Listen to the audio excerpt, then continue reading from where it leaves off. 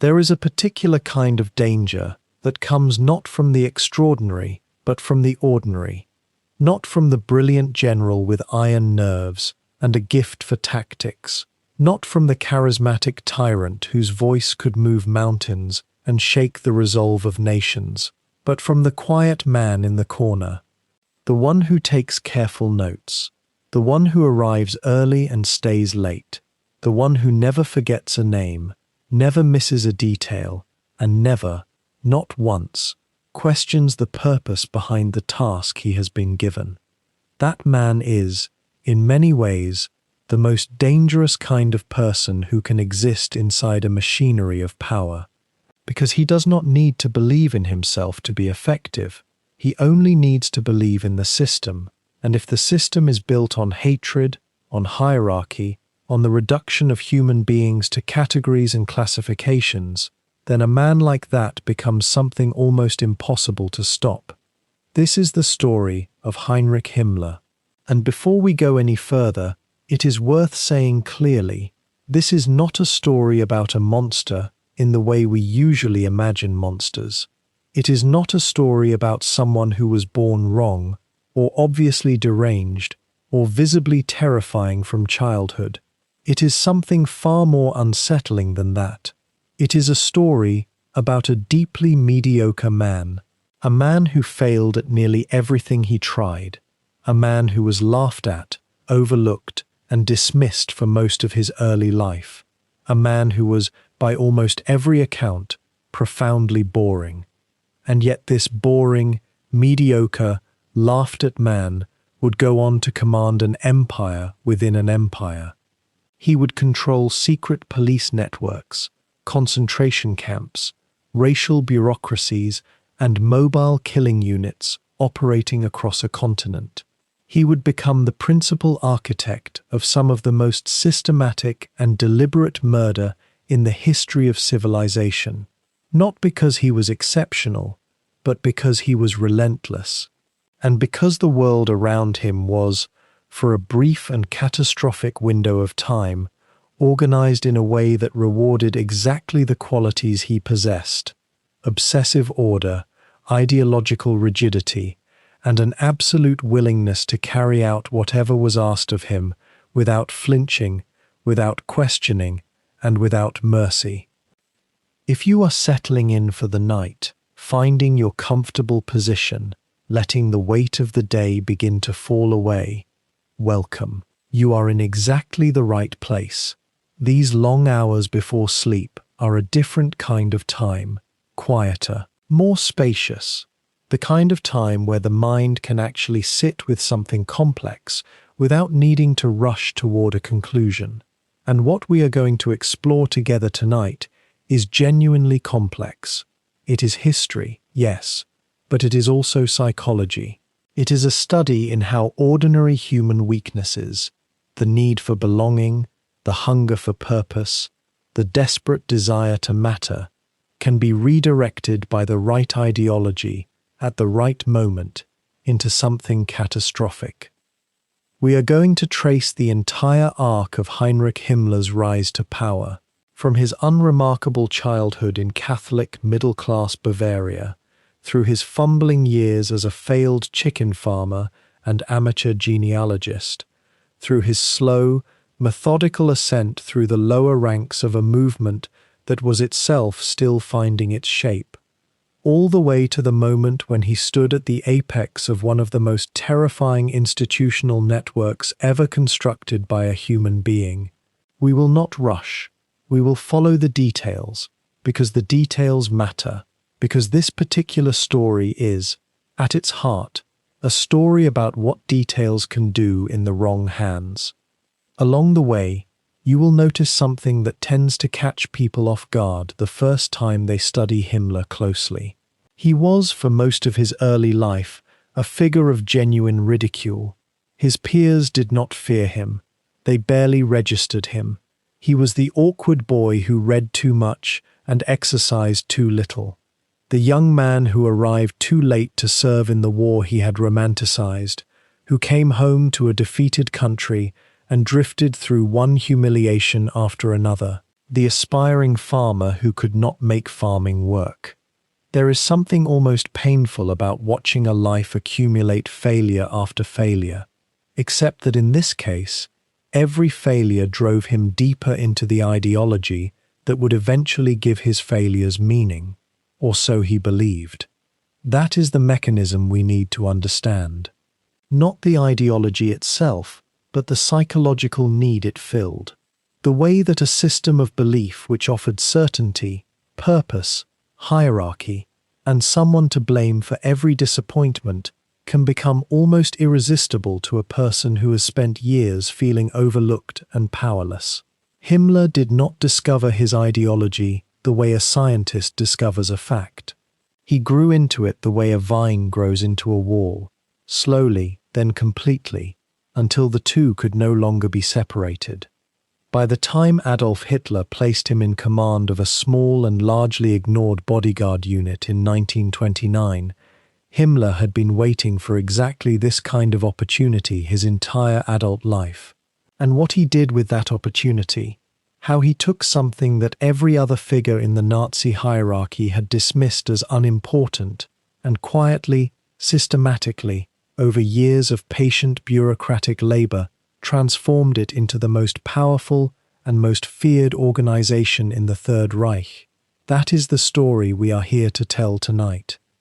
It is a story with no heroes at its center, but it is a story that rewards careful attention, because understanding how men like Himmler rise, understanding the specific combination of personal psychology, institutional opportunity, political chaos, and moral collapse that allows someone so unremarkable to accumulate so much destructive power is one of the most important things history can teach us. If you have not already subscribed to this channel, now is a wonderful moment to do so. We tell these stories slowly and carefully, built for the long hours of the evening, designed to accompany you through the night, with narration that respects both the gravity of the history and your need to rest.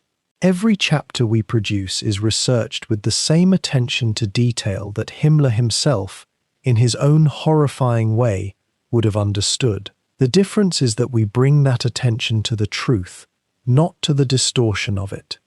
So settle in, let your breathing slow, let the room grow quiet around you.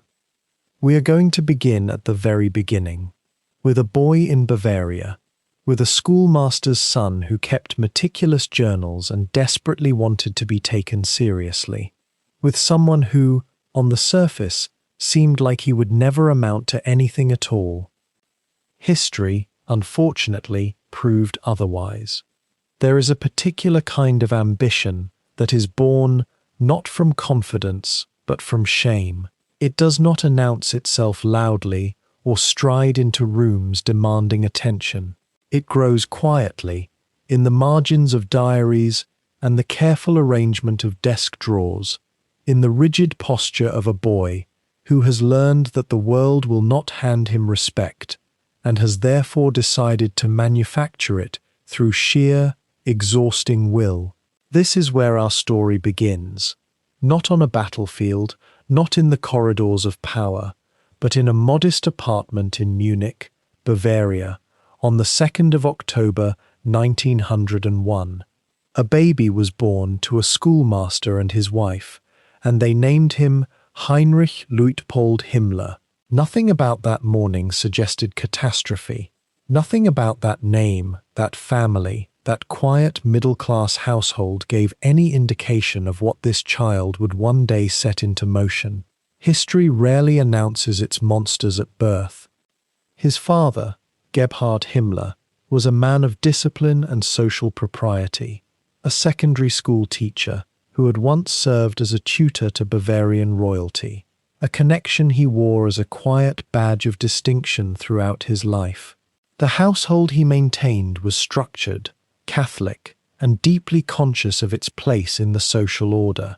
Gebhard demanded achievement from his sons, not through cruelty, but through the relentless application of expectation.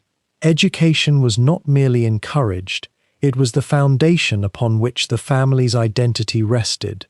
Heinrich's mother, Anna Maria, was a devoted Catholic woman who brought warmth to a home that might otherwise have felt more like an examination hall than a family residence. Together, his parents created an environment where propriety was paramount, where appearances mattered enormously, and where failure, social, academic, or moral, carried a weight far beyond its practical consequences. Into this world of calibrated respectability, young Heinrich arrived as its second son, sandwiched between an older brother and a younger one, forever negotiating his place at the table. What strikes those who have studied his early years is how thoroughly ordinary he appeared. He was not a striking child. He was not gifted with the kind of physical presence that draws admiration or the easy social grace that wins affection. He wore round spectacles from a young age, giving him the permanent air of a student rather than a leader, of someone who observed the world rather than commanded it. His health was fragile. He suffered from various respiratory and digestive complaints throughout his childhood that kept him frequently indoors, wrapped in blankets, reading, cataloguing, annotating. While other boys his age were outside scraping their knees on cobblestones and forming the fierce, short-lived loyalties of childhood, young Heinrich was at his desk, organizing his stamp collection or filling notebooks with precise, careful handwriting. Even then, the need to arrange, to categorize, to impose order on the world around him was already quietly taking root. He was, by many accounts, a difficult boy to like, not because he was openly unpleasant, but because there was something off-putting about his earnestness, a quality that his peers sensed, even if they could not name it. He tried too hard to be accepted, and in doing so, achieved the opposite. He was bookish, in an environment that rewarded toughness, soft-bodied, at a time when physical strength was the currency of boyhood status, and intellectually precocious in a way that made other children uncomfortable rather than impressed. He wanted desperately to belong, to be admired, to be considered worthy of inclusion in whatever group seemed most impressive to him at any given moment. But wanting these things visibly is its own kind of social poison, and the other boys sensed his need and kept him at arm's distance. The rejection was not dramatic. No single great humiliation defines his school years. It was quieter and more corrosive than that, the steady, daily accumulation of being overlooked. His relationship with the Catholic faith of his upbringing was complex from the beginning. On the surface, he was a diligent and observant Catholic boy, attending Mass, performing his religious duties with the same meticulous attention he gave everything else. But beneath that observance, something else was operating. The rigidity of Catholic doctrine, its emphasis on hierarchy and obedience, its insistence on absolute truth, these structural qualities appealed to him enormously. What he seemed to absorb from the faith was not its mercy or its compassion, but its architecture, the idea that the world could be arranged according to a fixed, unchallengeable order, with clear ranks and clear rules and clear consequences for those who stepped outside the boundaries. He would carry this architectural instinct with him for the rest of his life, long after the specific content of Catholic doctrine had been discarded and replaced with something far darker. His father's academic world shaped him in ways both obvious and subtle. Gebhard had instilled in his son a profound respect for documentation, for evidence, for the written record. Heinrich kept diaries from a young age, not intimate confessions but careful logs of his activities, his readings, his daily routines. He recorded books he had read, noted their contents, filed them away in the vast internal library he was constructing with obsessive patience. He had a mind that did not merely consume information, but processed and archived it, cross-referenced it, returned to it later. This capacity for meticulous record-keeping would later make him extraordinarily effective as an administrator. In childhood, however, it was simply another way of being alone in a room with himself, creating an inner order to compensate for the lack of external belonging he craved. The First World War changed everything for the Himmler household, as it did for nearly every family in Germany. Heinrich was barely a teenager when the war began in 1914, and he watched his older peers go off to fight with a mixture of genuine patriotic excitement and the particular anguish of being too young to participate. The war was an enormous event in German national consciousness, dramatic, defining, intoxicating in its early promises of glory, and young Heinrich absorbed all of that energy with fierce intensity. He dreamed of military service. He wrote about it in his diary. He wore his longing on his sleeve with the same transparent eagerness that defined everything else about him. By the time he was old enough to enter officer training toward the war's end, the armistice came and robbed him of what he had persuaded himself would be his proving ground, the moment when his courage, which had never actually been tested, would finally vindicate him in the eyes of everyone who had doubted him. That deprivation cut deeper than most people around him understood. For a boy who had spent his entire childhood trying to prove his worth and falling just short, the war's end before he could serve was not merely a disappointment. It was a wound to his identity at the moment when he had finally believed the wound might be healed. He was left with all the ideological fervor of a wartime adolescent, and none of the experience that might have tempered it. He had been promised a stage, and the curtain had fallen before he could perform. What emerged from that frustration was not grief, exactly, and not resignation. It was something more dangerous. A young man who had convinced himself that he possessed exceptional qualities but had never been given the opportunity to demonstrate them, now searching the rubble of post-war Germany for another stage, another set of rules, another hierarchy in which he might finally climb to the place he believed was rightfully his. By the time he entered adulthood, the raw materials of his psychology were already in place. There was the deep-seated need for external validation that had never quite been satisfied by his family's structured respectability. There was the compensatory obsession with order and hierarchy, the belief that the world's chaos could be tamed through the right system of rules and categories, applied rigorously enough. There was the intellectual pretension, built on voracious but undisciplined reading, a man who had absorbed enormous quantities of information without developing the critical wisdom to evaluate it. And there was, perhaps most critically, the complete absence of practical self-knowledge. He never seemed to understand that what drove him was insecurity rather than conviction, that his certainties were armor rather than insight.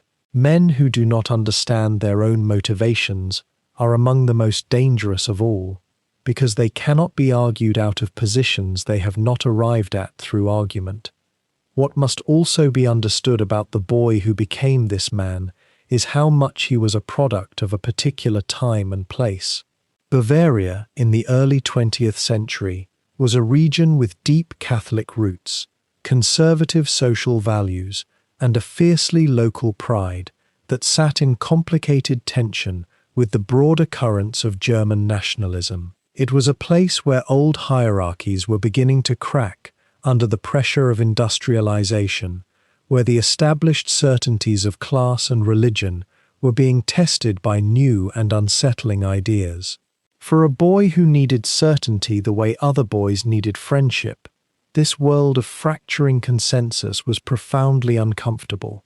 The search for an absolute framework, one that could replace the fragmenting world around him with something iron and unquestionable, was already beginning. He simply had not yet found the particular ideology that would offer him the framework he was looking for. The unremarkable boy from Munich would spend the next 2 decades in restless, frustrated search. he would try farming and fail. He would try politics and find himself on the margins. He would attach himself to movements that seemed to offer purpose and find them inadequate. He would read, obsessively, indiscriminately, reaching for theories that could explain his own smallness and reframe it as a kind of larger significance.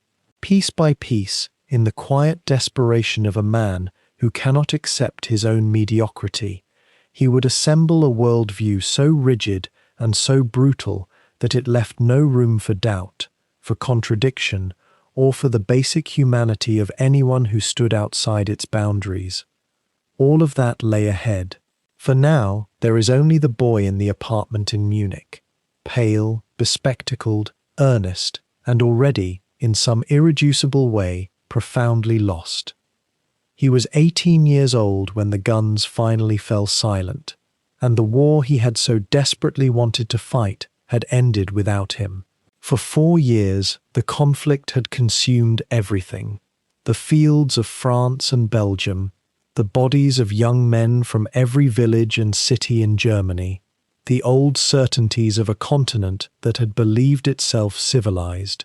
And through all of it, Heinrich Himmler had watched from a distance, shuffling papers, performing drills, absorbing the culture of military life without ever truly experiencing its defining moment. The war had been the great crucible of his generation, the furnace in which boys became men and men became legends. Himmler had stood beside the furnace and felt only its warmth. That distance, physical, experiential, irreversible, would burn inside him for the rest of his life. His path into military service had begun with the same earnest desperation that colored everything he touched. As a teenager in Munich, he had watched older boys leave for the front, with garlands around their necks and proud fathers gripping their shoulders. The Himmler household was patriotic and proper, and young Heinrich had absorbed every newspaper account of German valor, every tale of heroic advance and disciplined sacrifice. He wanted it for himself, not merely the glory, but the proof that he was capable, that his soft hands and bookish nature concealed something harder, something worthy of the uniform he so coveted. He had pestered his father, written letters, trained obsessively to meet the physical standards of a cadet. In the autumn of 1917, he finally received his commission as a reserve officer cadet and was assigned to a training battalion in Bavaria. What followed was not the war he had imagined. The battalion trained, marched, and waited, as most rear echelon units did, while the actual fighting unfolded hundreds of kilometers away. Himmler performed his duties with the same methodical precision he would later bring to everything he undertook. He kept meticulous diaries, logging daily routines, cataloguing his physical progress, recording his anxieties with a candor that revealed more than he perhaps intended. He worried about illness. He was perpetually worried about illness, his body a source of constant suspicion and vigilance. He noted his food, his sleep, his moods. The diaries read less like the journals of a would-be warrior and more like the ledgers of a man who found in orderly record-keeping some defense against the chaos he could not control. While his comrades dreamed of combat, Himmler organized. The armistice came in November of 1918, and with it came catastrophe. Not the catastrophe of the front, not mud, not gas, not the long corridors of the dead, but something more insidious, more difficult to process. Germany had surrendered, the great imperial project, the army his generation had been raised to revere, the entire structure of national identity that had formed the backdrop of his childhood. All of it had collapsed in a matter of weeks. The Kaiser abdicated, revolutions swept through the cities, sailors mutinied at their ports. The world Himmler had been prepared to serve no longer existed, and the world that replaced it offered him nothing he recognized as legitimate. He was demobilized without ever having fired a shot in anger, and he returned to Munich carrying a uniform, a commission that had never been tested, and a sense of grievance that would never fully leave him. For a young man of Himmler's particular psychology, defeat on these terms was almost uniquely devastating. He had delayed his life, structured his ambitions, and subordinated his comfort in pursuit of a military contribution that never materialized. Other men who had genuinely fought, who had lost friends in the mud, who had earned their wounds, could at least claim the terrible dignity of having been present. Himmler could claim nothing. He had trained for a war that ended before he reached it, and in the distorted moral arithmetic of post-war Germany, that absence would quietly humiliate him. He could never speak of the trenches. He could never produce a scar. He could never take his place among the veterans whose experience formed the bedrock of the nationalist movement that was already beginning to organize around him. What replaced that absent experience was something far more dangerous, a war fought entirely inside his own mind. In the months and years that followed the armistice, Himmler became consumed with the question of why Germany had lost. He read voraciously pamphlets, nationalist tracts, racial theory, conspiracy literature of every variety, and from this reading, shaped by bitterness and intellectual insecurity in equal measure, he assembled an explanation. Germany had not been defeated on the battlefield. Germany had been betrayed, stabbed in the back by enemies within, by weak politicians and socialists and Jews who had undermined the war effort from the rear, while honest soldiers bled at the front. The so-called Dolchstoßlegende, the stab-in-the-back myth, was already circulating widely in defeated Germany, but for Himmler, it carried special, personal weight. It transformed his own absence from the front, from a source of shame, into a kind of vindication. The real war, he could now tell himself, had been fought on the home front, and on that front, Germany's true enemies had won. The Weimar Republic that emerged from the wreckage of defeat did nothing to settle these grievances. To Himmler and the growing number of men who thought as he did, the new democratic government in Berlin was itself the proof of betrayal, a flimsy compromise constructed by the very forces that had stabbed the army in the back. Its tolerance, its openness, its fundamental belief in negotiation and civilian governance, all read to Himmler as weakness wearing the costume of progress. Germany had been great. Germany had been disciplined and ordered and hierarchical in all the ways his own nature demanded.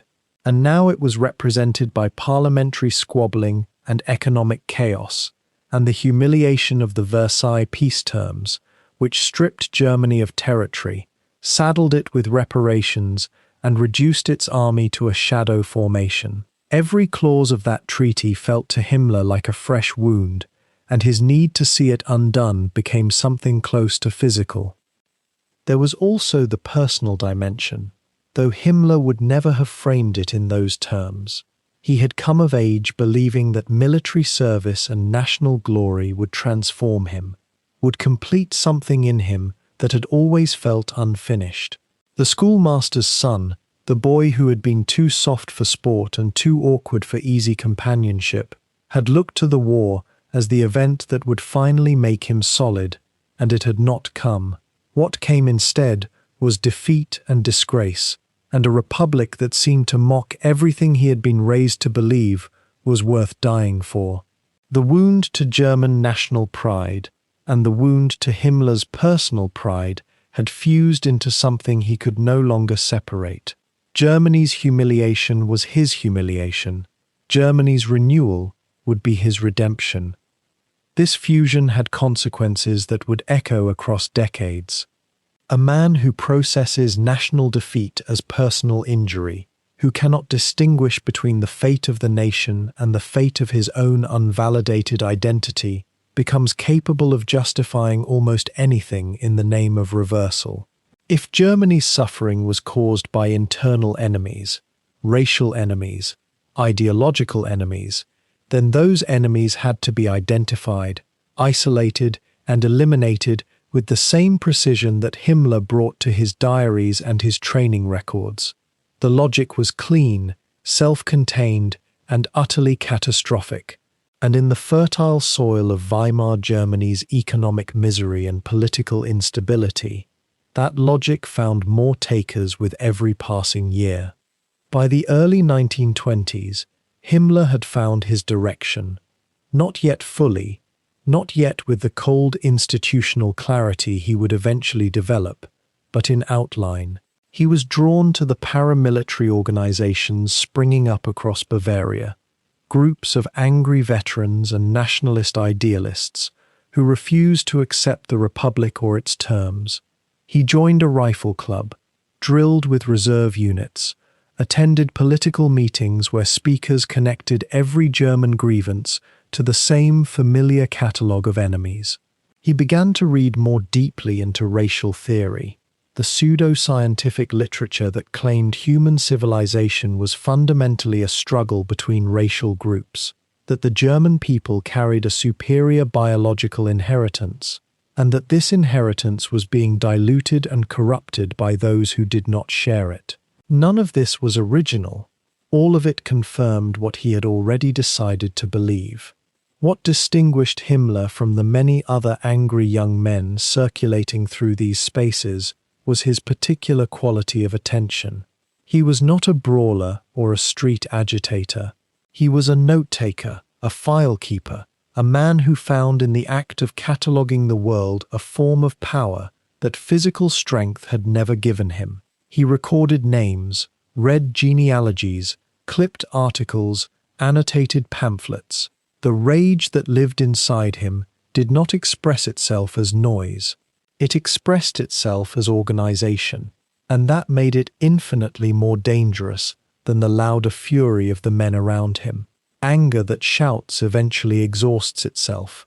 Anger that files, that categorizes, that waits. That kind of anger builds structures. It builds institutions. Given the right circumstances and the right enablers, it builds empires. The war Himmler had missed had not broken him. It had focused him, quietly and completely, on a terrible purpose he had not yet fully named. Germany in the early 1920s was a country that had lost something it could not name. The physical wounds of the war were visible enough. The amputees on street corners, the widows in black, the hollow-eyed men selling newspapers outside shuttered factories. But beneath those wounds ran something deeper and more dangerous. A sense of national humiliation so profound that it had curdled into rage. The Weimar Republic, that fragile democratic experiment stitched together from the wreckage of defeat, was attempting to govern a people who blamed it for the very catastrophe it had inherited. Inflation was eating savings alive. Street violence was ordinary. And in this atmosphere of perpetual crisis, a young Heinrich Himmler was trying, and failing, to find his place in the world. A man of rigid ambitions, adrift in a country that felt equally unmoored. He had returned from the war without the one thing he had desperately wanted, the experience of combat. He had worn the uniform, he had trained, he had waited, and then the armistice had come before he ever reached the front. That wound, small by any objective measure, festered privately. Around him, men who had actually fought were building their post-war identities on that experience, whether as broken survivors or as hardened veterans hungry for purpose. Himmler had neither credential. What he had instead was education, obsessive discipline, and a burning resentment that needed somewhere to go. He enrolled in agricultural sciences at a technical university in Munich, a practical choice from a practical family. But the academic routine sat uneasily alongside the revolutionary noise that was filling the streets and the beer halls of Bavaria below. Munich in those years was an extraordinary place to absorb radical politics. The city functioned almost as a separate organism from the rest of the struggling republic, more volatile, more nationalist, thick with demobilized soldiers and broken officers who had never accepted the peace terms. Veterans associations, ethnic nationalist clubs, and paramilitary militias competed for members and meaning on every street corner. The cafes and lecture halls hummed with theories about who had truly lost the war, and those theories were almost uniformly vicious in their conclusions, pointing fingers at Marxists, internationalists, and Jewish communities as the invisible hands that had stabbed Germany in the back from within. For a young man already prone to elaborate systems of explanation, already drawn to the comfort of order and classification, this environment was intellectually intoxicating in the worst possible way. Himmler graduated with his agricultural degree and then discovered, with quiet desperation, that the degree opened almost no doors.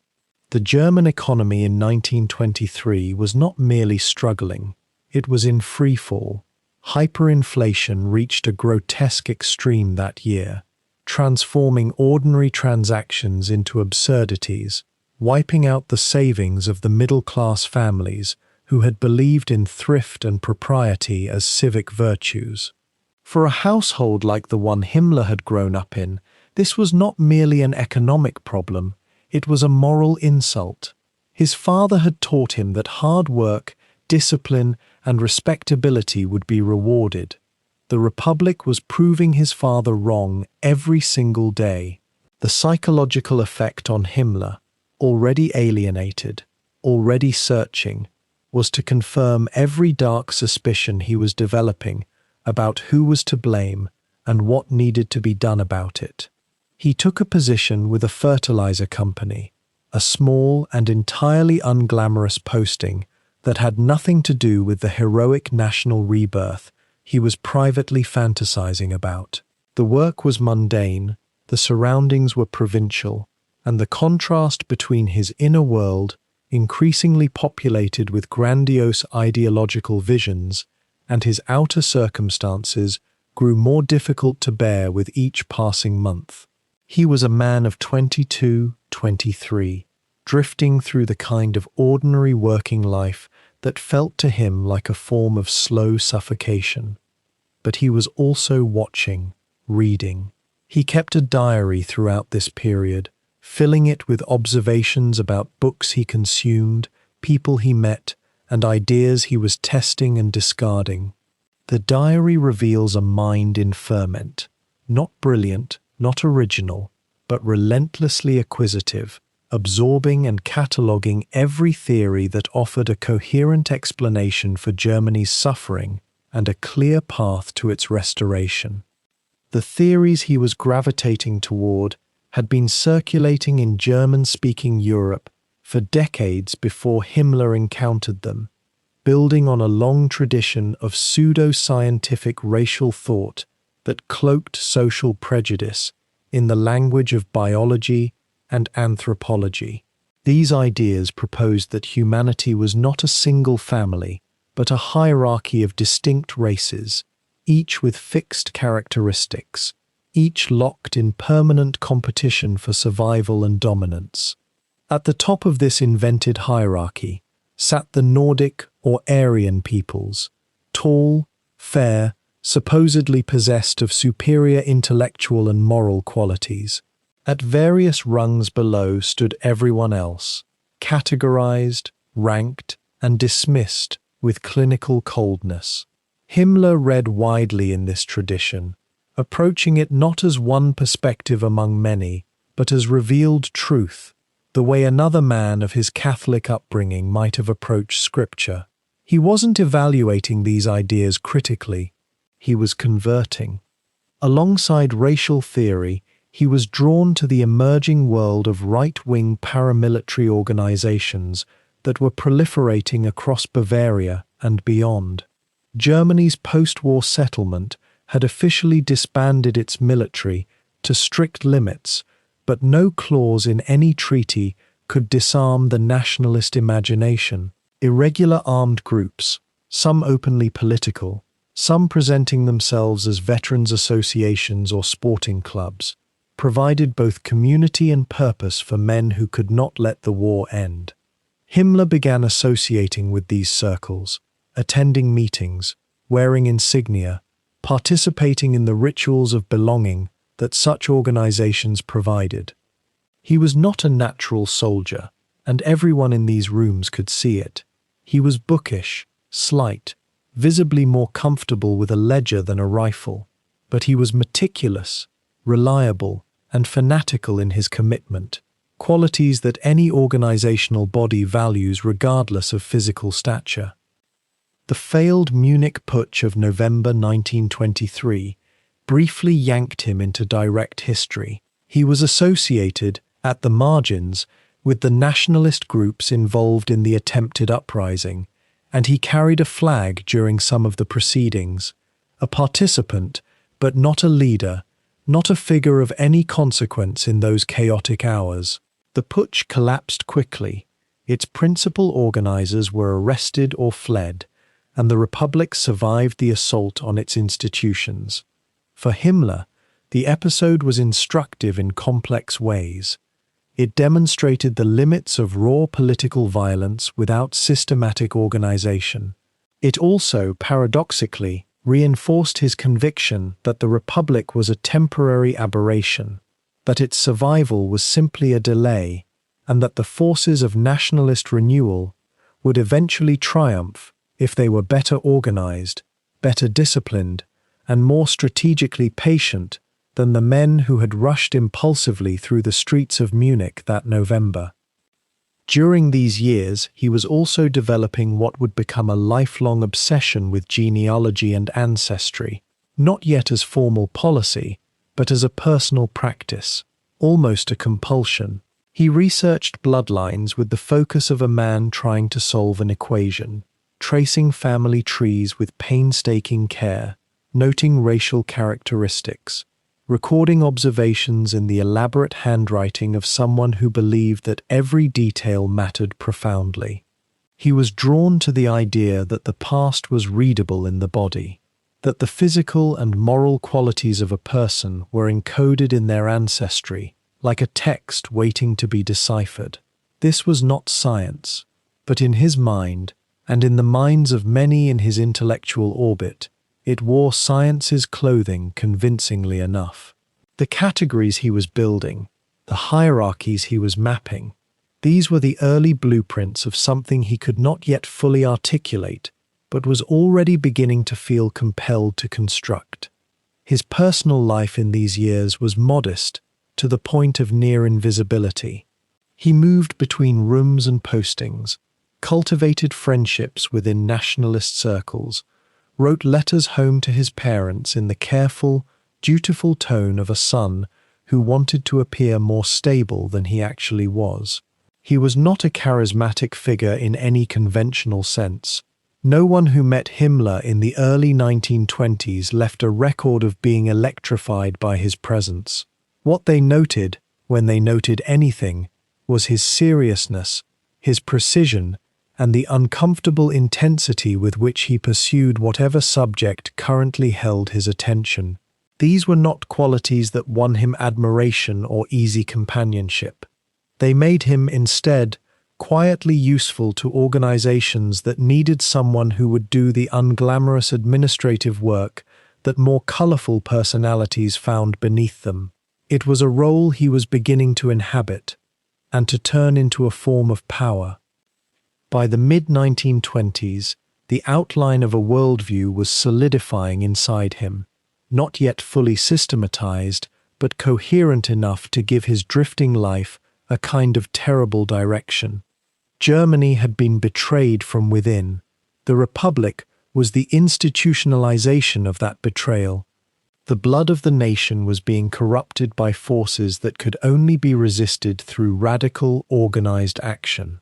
And the men who would carry out that action needed to be selected carefully, trained ruthlessly, and bound together by absolute ideological commitment. These ideas had been in circulation for years, articulated by others with more education and more force. But Himmler was absorbing them with a hunger that went beyond intellectual curiosity. He was building himself an identity around them, replacing the failed ambitions and wounded pride of his early adulthood with a mission that felt, to him, cosmically significant. The chicken farmer's obsessions, the student's social anxieties, the junior officer who never saw combat, all of it was being slowly absorbed into something new and far more dangerous. He had not yet found his instrument, but he was already sharpening himself in preparation for the moment when he would. There is something almost unbearably ordinary about the image. A young man in his early 20s, slight and pale, moving among rows of wooden hutches in the Bavarian countryside, tending to chickens. His glasses catch the pale morning light. His hands smell of feed and manure. He keeps meticulous records: weight, egg yield, the condition of each bird catalogued with the precision of a scientist. To every neighbor who passed that modest farm outside Munich, Heinrich Himmler must have seemed like exactly what he was: a failed agricultural student with unremarkable prospects and an unfortunate tendency to lecture people on subjects they had not asked about. Nothing about the scene suggested danger. That was, perhaps, the most dangerous thing of all. He had arrived at this life by elimination. The dream of military glory had dissolved in the closing months of the First World War before he could reach the front. University study in agriculture had followed, a practical compromise, dressed up in his own mind as a vocation. He had absorbed the rural romanticism that flowed through certain strands of German conservative thought, the idea that the land itself was sacred, that those who worked it were somehow purer than those who crowded into cities and traded in abstractions. For Himmler, farming was never simply farming. It was ideology made physical, a way of living close to the rhythms that he believed governed not just nature, but human destiny. The chickens were almost incidental. What mattered was the framework he was building in his mind while he tended them, a framework that would, over the following decades, consume millions of lives. The poultry venture itself was never going to succeed. He lacked capital, practical experience beyond his student years, and the temperament that genuine farming demands, a tolerance for unpredictability, for weather that ignores your plans, for animals that refuse to conform to the logic of ledgers. Himmler was constitutionally unsuited to any of this. He needed control. He needed categories. He needed the world to hold still long enough for him to classify it. The farm gave him none of those things with any consistency, and by the middle part of the decade, the enterprise was failing in the quiet, grinding way that leaves a man with debt and a damaged pride he cannot openly acknowledge. But the failure of the farm matters less than what he was doing while it failed, because while the chickens lived and died according to their indifferent biology, Himmler was reading, he was corresponding, he was constructing. The correspondence alone tells a story. He wrote letters constantly, to relatives, to acquaintances, to people he barely knew, asking detailed questions about family history, requesting copies of birth records, inquiring about the origins of surnames and the religious affiliations of great-grandparents. He kept notebooks filled with genealogical charts, cross-referencing bloodlines with the methodical energy of a man possessed by a system. This was not casual curiosity. This was compulsion dressed as scholarship, and it drew directly on the pseudo-scientific racial theories that were circulating through German nationalist circles in the early 1920s with the energy of a contagion.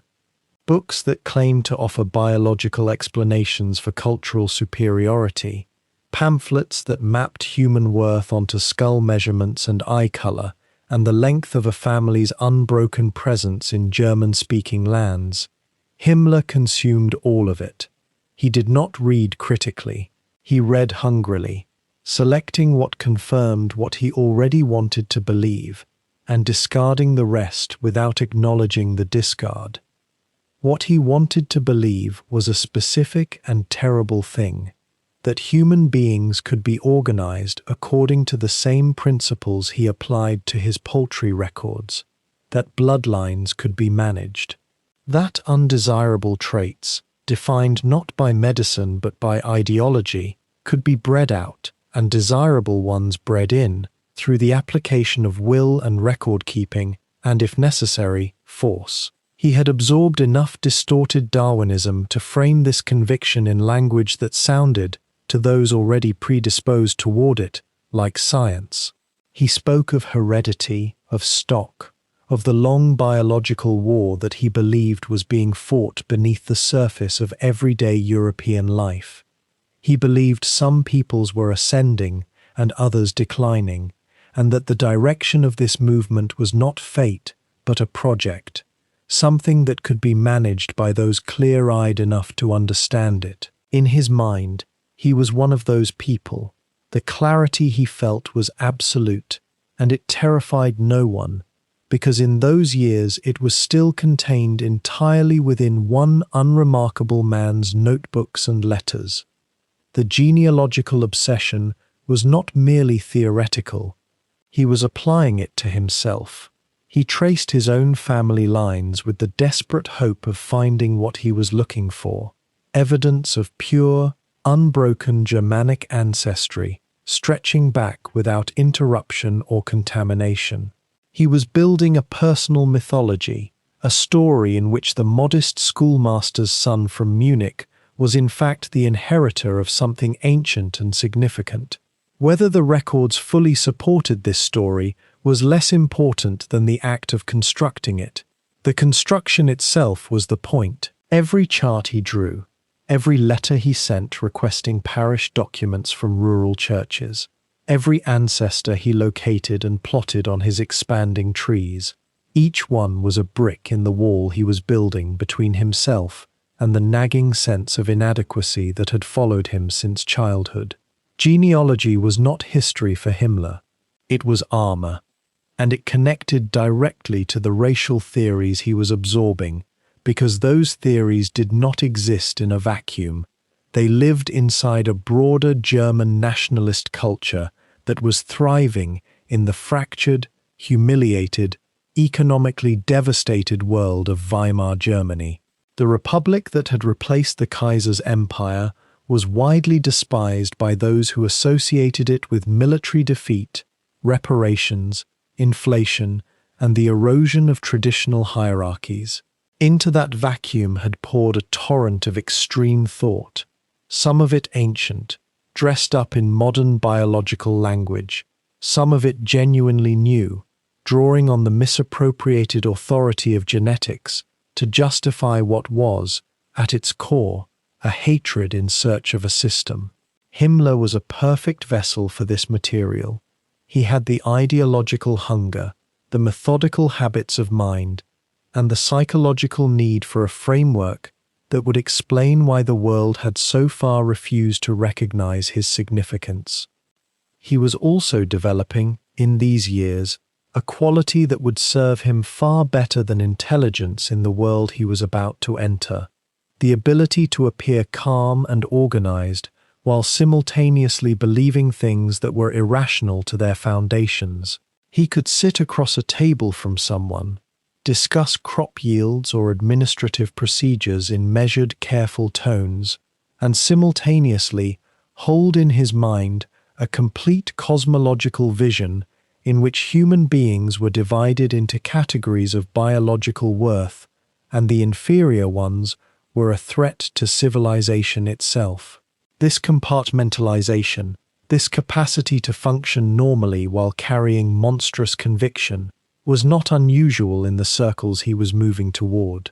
But Himmler carried it with a particular serenity, as if the distance between his ordinary daily life and his extraordinary private beliefs caused him no friction at all. That frictionlessness made him uniquely dangerous. By 1924 and 1925, the farm was dying, and Himmler's attention was drifting toward political activity with increasing purpose. He had been moving through the edges of the nationalist movement for several years, attending meetings, joining organizations, absorbing the language and rituals of radical right-wing politics in Munich and the surrounding region. The failed coup attempt in Munich in 1923, the one that briefly made Adolf Hitler a national figure before landing him in prison, had been observed by Himmler from the margins. He had not been a central participant. He was still a man on the periphery, watching, learning, filing things away with the same compulsive attention he applied to his genealogical notebooks. But the coup's aftermath and Hitler's subsequent trial and imprisonment had not extinguished the movement. If anything, it had concentrated it, hardened it, prepared it for the long organizational work that would eventually bring it to power.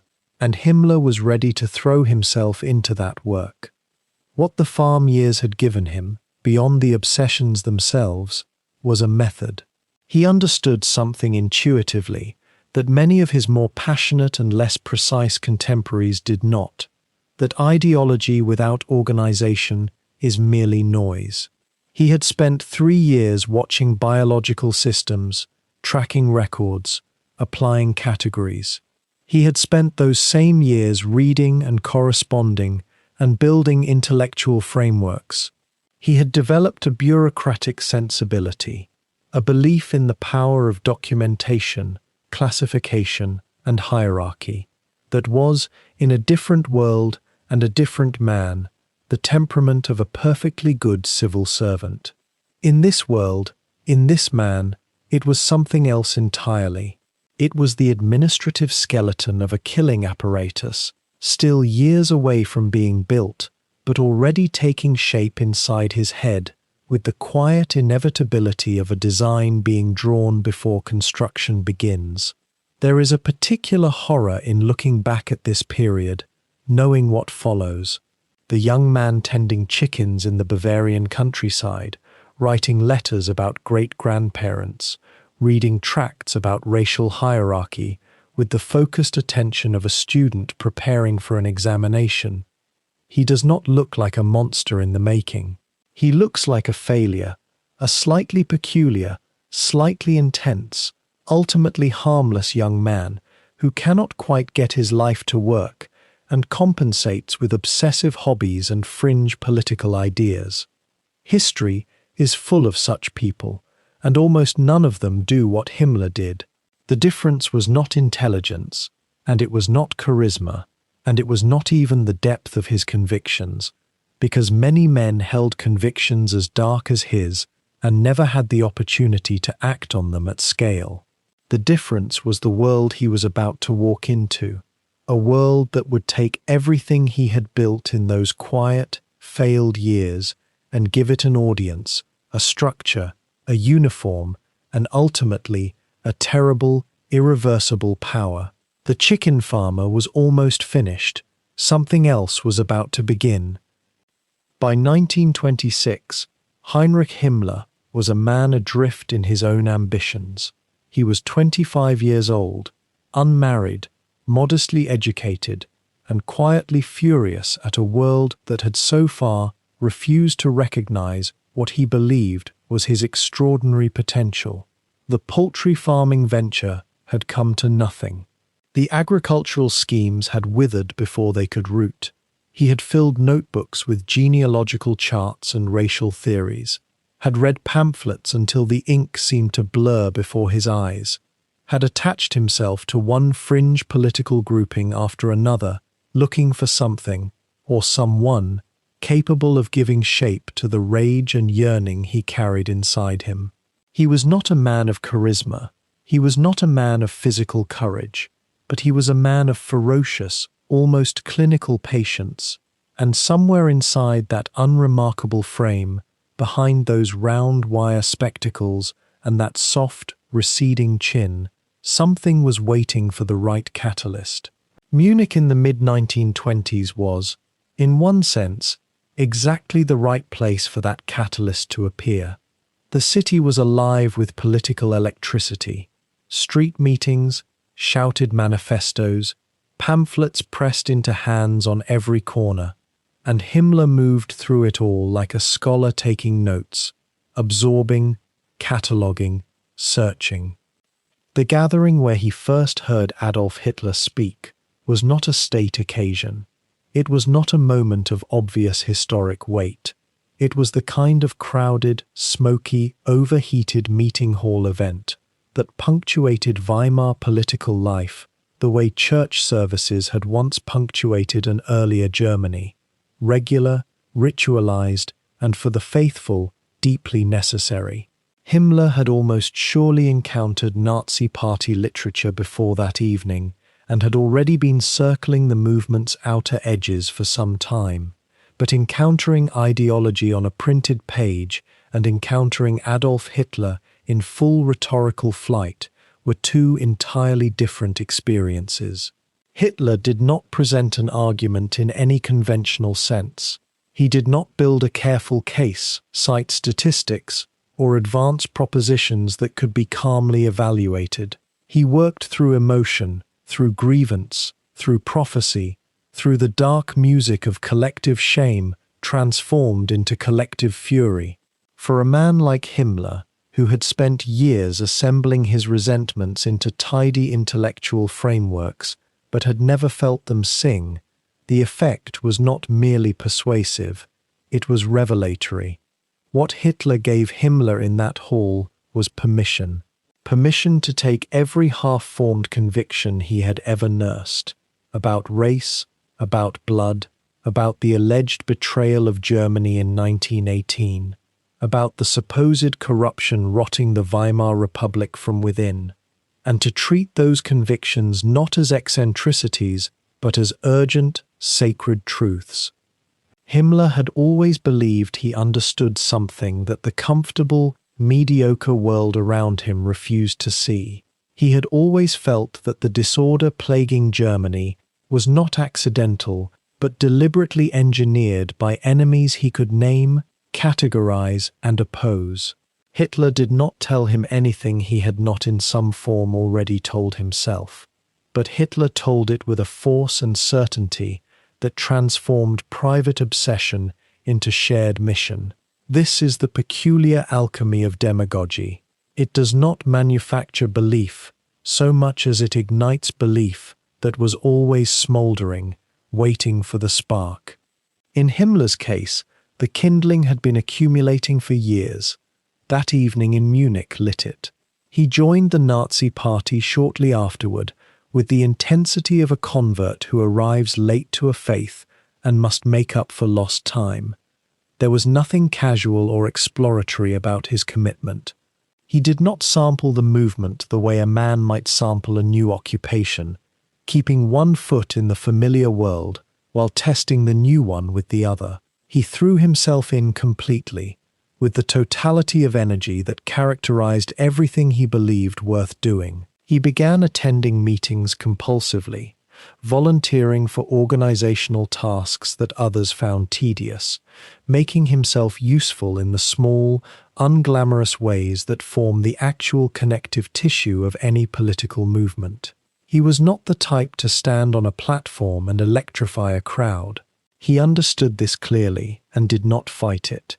Instead, he made himself indispensable in every role that required precision, persistence, and a willingness to work long hours on tasks no one else wanted to claim.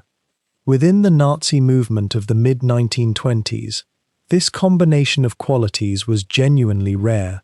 The party at that stage attracted a great many men of volcanic temperament, veterans with unprocessed trauma, street fighters who had found in political violence an outlet for fury they could not otherwise manage, ideologues of the grandiose variety who preferred to theorize rather than organize. Himmler was different. He was meticulous where others were impulsive. He filed things. He remembered names. He followed up. He turned up on time. every time, for duties that the louder, more theatrical members of the movement regarded as beneath them. His superiors noticed. Not with enthusiasm at first. He was too colourless, too soft-spoken, too evidently lacking in the animal magnetism that the movement valued in its public faces. But they noticed that when Himmler was given a task, the task was completed. In a world of performance and swagger, quiet competence has its own slow currency. He was also building something else during these early years, a mental dossier on every significant figure in the movement around him. Himmler had an archivist's instinct for information. He noted who was reliable and who was not, who had real influence and who merely performed it, who was rising and who was quietly losing ground. He did not collect this information carelessly or without purpose. He was studying the architecture of the institution he had joined, learning how power actually moved through it, identifying the gaps and inefficiencies that a more disciplined mind might one day fill. He was 25, 26 years old, doing the organizational equivalent of what he had done all his life, sitting at the edge of the group, watching, cataloguing, and waiting for the moment when the watching would pay off.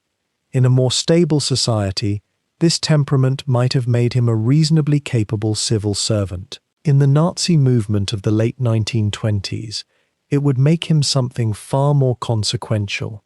His ideological commitment in these years was not performance.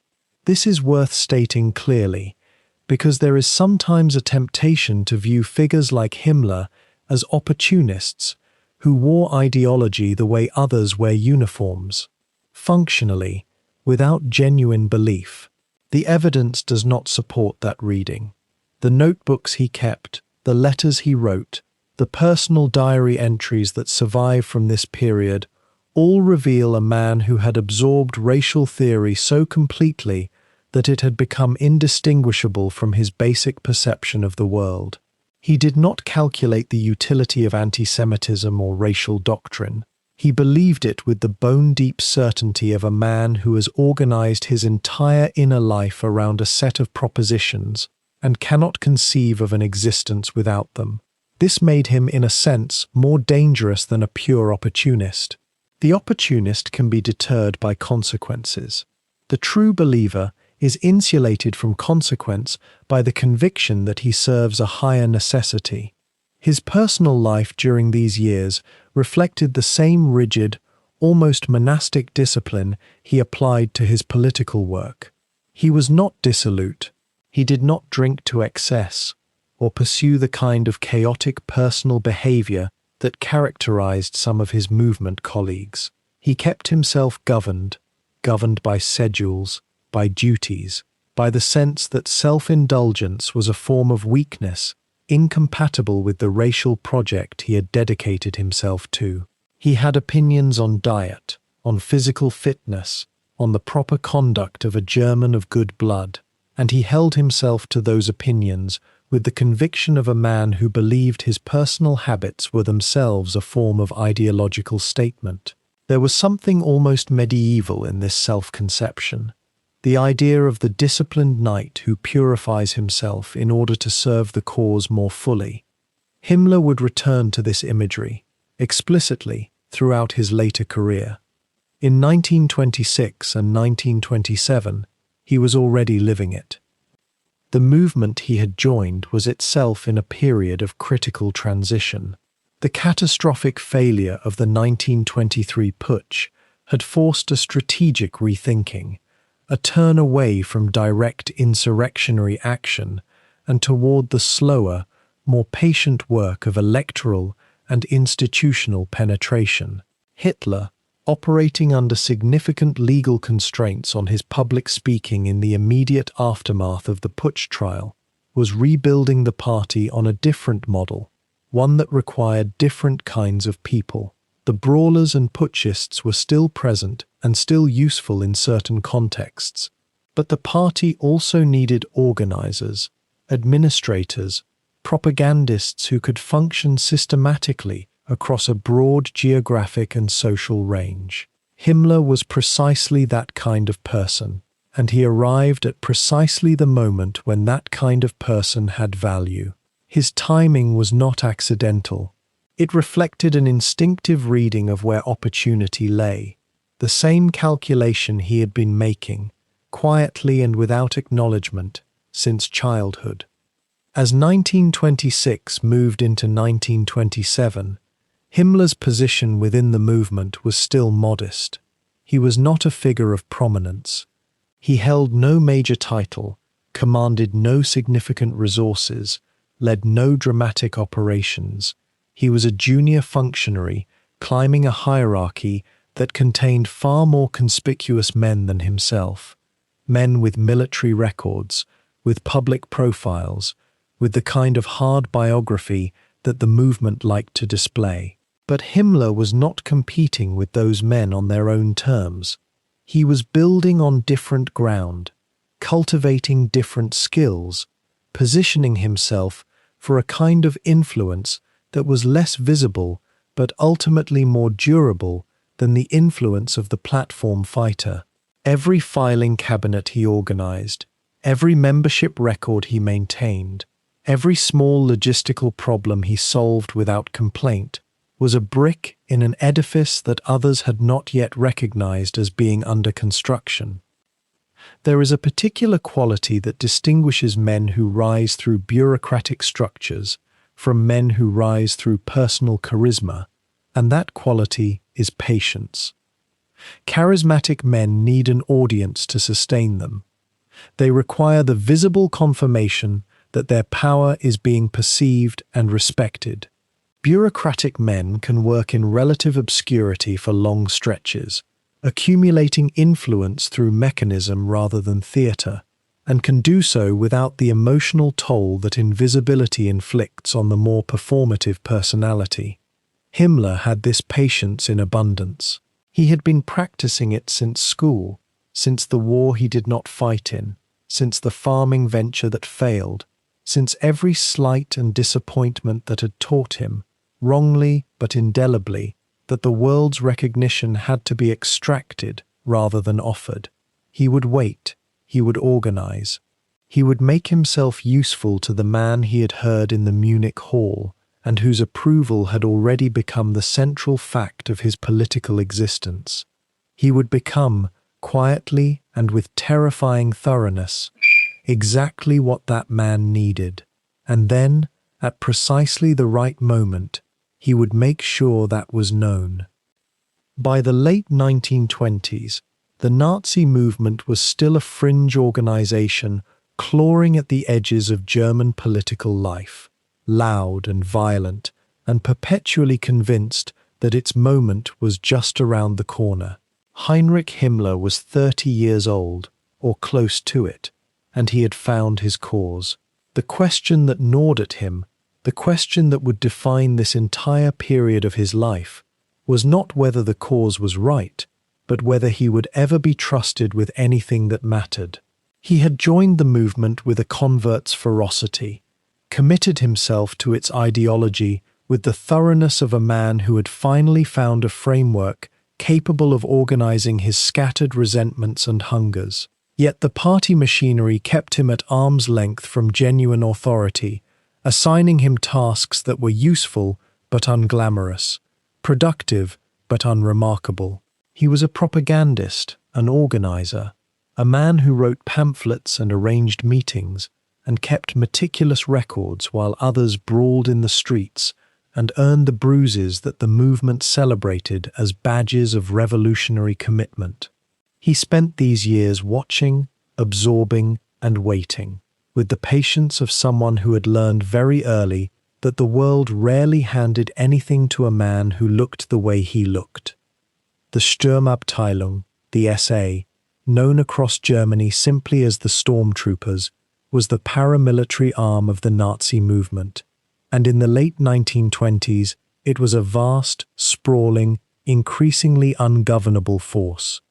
Hundreds of thousands of men, many of them veterans of the First World War or its disastrous aftermath, had poured into its ranks, drawn by the promise of belonging, by the appeal of a uniform, by the intoxicating combination of camaraderie and licensed aggression.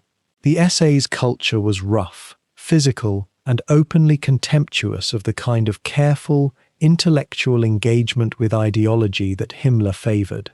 Its men drank heavily, fought constantly, and measured their worth in the currency of personal toughness.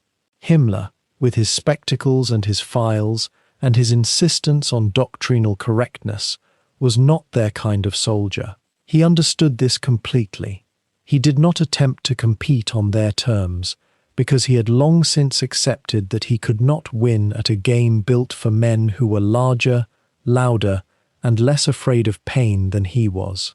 Instead, he competed on entirely different terms, in spaces where brute physicality meant nothing and organized intelligence meant everything. His work within the SA's propagandistic apparatus gave him an education that was more valuable than almost anything else the movement could have offered a man of his particular talents. He learned how political violence was packaged and sold to the public, how incidents of street confrontation could be narrated as acts of heroic self-defense, how the movement's image was curated and projected through pamphlets and public meetings, and the deliberate choreography of mass events. He sat at the administrative intersection where ideology met organization, where the raw energy of political thuggery was translated into something that could be presented to respectable citizens as a legitimate national movement. This was not glamorous work. It required an ability to suppress one's ego and serve the larger machine, and Himmler managed this more gracefully than most, because his ego was invested not in being seen to do great things, but in actually building them, quietly, methodically, without the immediate applause that other men required. What distinguished Himmler from the broader mass of Nazi organizers during this period was not his charisma, which was minimal, nor his physical presence, which was negligible, but his absolute refusal to cut corners on anything he considered ideologically fundamental. Where other SA functionaries were essentially political street fighters who had absorbed enough party language to pass, Himmler had read the texts, engaged with the pseudo-scientific racial literature, and constructed for himself a coherent, if deeply deranged, intellectual architecture that supported and explained his commitment to the movement. He believed, with a sincerity that could be genuinely unsettling to those who encountered it, that the racial theories he had absorbed were not merely useful political tools, but literal scientific truths. This made him, in a very specific way, more dangerous than the ordinary stormtrooper swinging a club in a Munich beer hall. The man with the club was expressing a grievance. Himmler was building a system.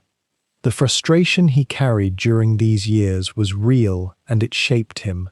He kept detailed diaries and correspondence throughout his life, and the record from this period reflects a man who felt perpetually underestimated, passed over for positions he believed he deserved, treated with a condescension that he found both insulting and motivating. He was not naive about the reasons. He knew that the SA culture rewarded a particular masculine performance that he could not credibly execute, and he knew that higher up in the party hierarchy, men like Ernst Röhm, the SA's enormous, battle-scarred, utterly unapologetic chief, commanded a different kind of respect than anything Himmler could presently claim. Röhm represented everything the movement valorized in its public-facing mythology: combat experience, physical intimidation, total fearlessness. Himmler had none of these things in the form that the movement recognized, so he cultivated other qualities with the deliberateness of a man who has fully audited his own weaknesses and decided to neutralize them through alternative strengths. He became, during these years, an expert student of organizational mechanics, not in an abstract, theoretical sense, but in the deeply practical sense of understanding how human beings could be sorted, categorized, ranked, rewarded, and punished within institutional structures to produce predictable and controllable behavior. He watched how the SA functioned, and he watched where it failed. It failed where discipline collapsed, where personal loyalties overrode institutional command, where the cult of individual toughness undermined collective coherence. He noted all of this. He was building, without yet having the authority to build anything at all, a mental blueprint for an alternative kind of organization, one defined by absolute hierarchical discipline, ideological purity, and an almost religious sense of collective identity. The SA was showing him, through its failures, exactly what he intended to build in opposition to it. His relationship with the party leadership during this period was careful and strategic. He was not yet important enough to be a political actor in his own right, but he was visible enough to be useful, and he worked hard to be seen as reliably useful rather than ambitiously threatening. He cultivated a reputation for getting things done without complaint, for producing exactly what was asked of him, and sometimes producing it better than anyone had expected. He attended every meeting he was invited to. He submitted every report on time. He absorbed the culture of the movement without appearing to judge it, even as, privately, he judged it constantly. This patience, this capacity for strategic self-effacement, was perhaps the most underrated quality Himmler possessed during this period. Lesser men, consumed by the frustration of being overlooked, would have forced themselves into confrontations they could not yet win. Himmler simply kept working, kept observing, and kept waiting for the conditions to shift in his favor. It was during this period, too, that Himmler began to develop his peculiar personal authority, a quality that was not warmth exactly, nor was it the kind of charisma that fills a room, but something colder and more unsettling. Those who worked closely with him during the late 1920s noted a quality of absolute seriousness that could be deeply compelling to certain kinds of men, particularly those who were themselves searching for certainty and direction. He did not laugh easily. He did not make jokes about things he considered important. He spoke about racial ideology with the measured gravity of a professor delivering established fact, and this tone, this refusal to treat what he believed as anything other than the most serious matter in the world, gave his ideas a weight they might not otherwise have carried. For men adrift in the confusion and humiliation of Weimar Germany, Himmler's certainty was genuinely attractive, even if the content of that certainty was monstrous. Throughout 1927 and 1928, the Nazi movement itself was still far from power, still a minority phenomenon in German political life, still losing as many elections as it won, and still regarded by much of the German establishment as a dangerous but ultimately manageable fringe element. Himmler shared the general frustration of the movement, but processed it differently from most of his colleagues. Where others responded to the party's repeated setbacks with renewed aggression, more rallies, louder speeches, bloodier confrontations with political opponents, Himmler responded by going deeper into the organizational machinery, refining his ideas about structure and control, and thinking systematically about what kind of institution the movement would actually need if it was ever going to govern rather than merely agitate. He was, in a sense, preparing for a victory that had not yet been earned, and this forward orientation, this willingness to plan for a future that others considered uncertain, was the earliest clear sign of the administrator of catastrophe he was becoming. There is something both instructive and deeply disturbing about watching a man of limited conventional gifts construct, through patience and ideological commitment and organizational obsession, a position of historical consequence. Himmler was not brilliant in any obvious sense. He was not a natural leader. He was not physically impressive, not charming, not particularly witty or creative in the ways that tend to push men toward power in open competition. He succeeded during the stormtrooper years because he was willing to occupy the spaces that others dismissed as beneath them, willing to do the paperwork and attend the tedious meetings and write the careful memos that held organizations together when the excitement of revolutionary politics had faded for the evening. He was, in the most prosaic possible sense, reliable. And in a movement that combined genuine revolutionary energy with profound organizational chaos, reliability was not nothing. It was, for the right person in the right moment, almost everything. By the time 1929 arrived, and with it the appointment that would transform the course of his life, Himmler had spent 2 years absorbing more than he had produced. He had learned the mechanics of political violence without participating in it. He had studied mass movement without yet commanding one. He had built, inside his own carefully ordered mind, a complete vision of what an ideologically pure, hierarchically disciplined, racially selective organization might look like, and he had found, in his role within the SA, every possible confirmation of why that organization did not yet exist. The stormtrooper years had given him an education that could not have been acquired any other way, a thorough, intimate, and ultimately radicalizing exposure to the gap between what the movement was and what, in the hands of the right administrator, it might become. He had 300 men waiting for him, and a set of ideas that had been sharpening for years. He was ready. By 1929, Heinrich Himmler stood at a crossroads.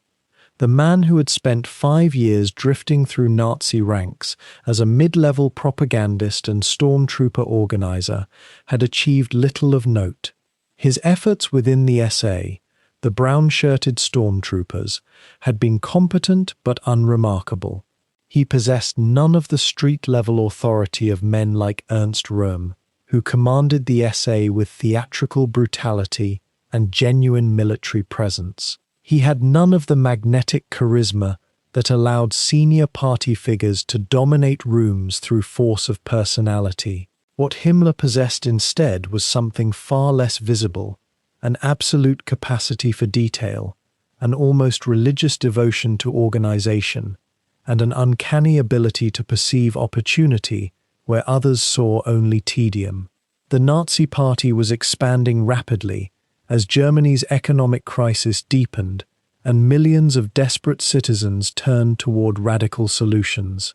The party itself was becoming a sprawling, competing constellation of power centers, each led by men hungry for authority and influence.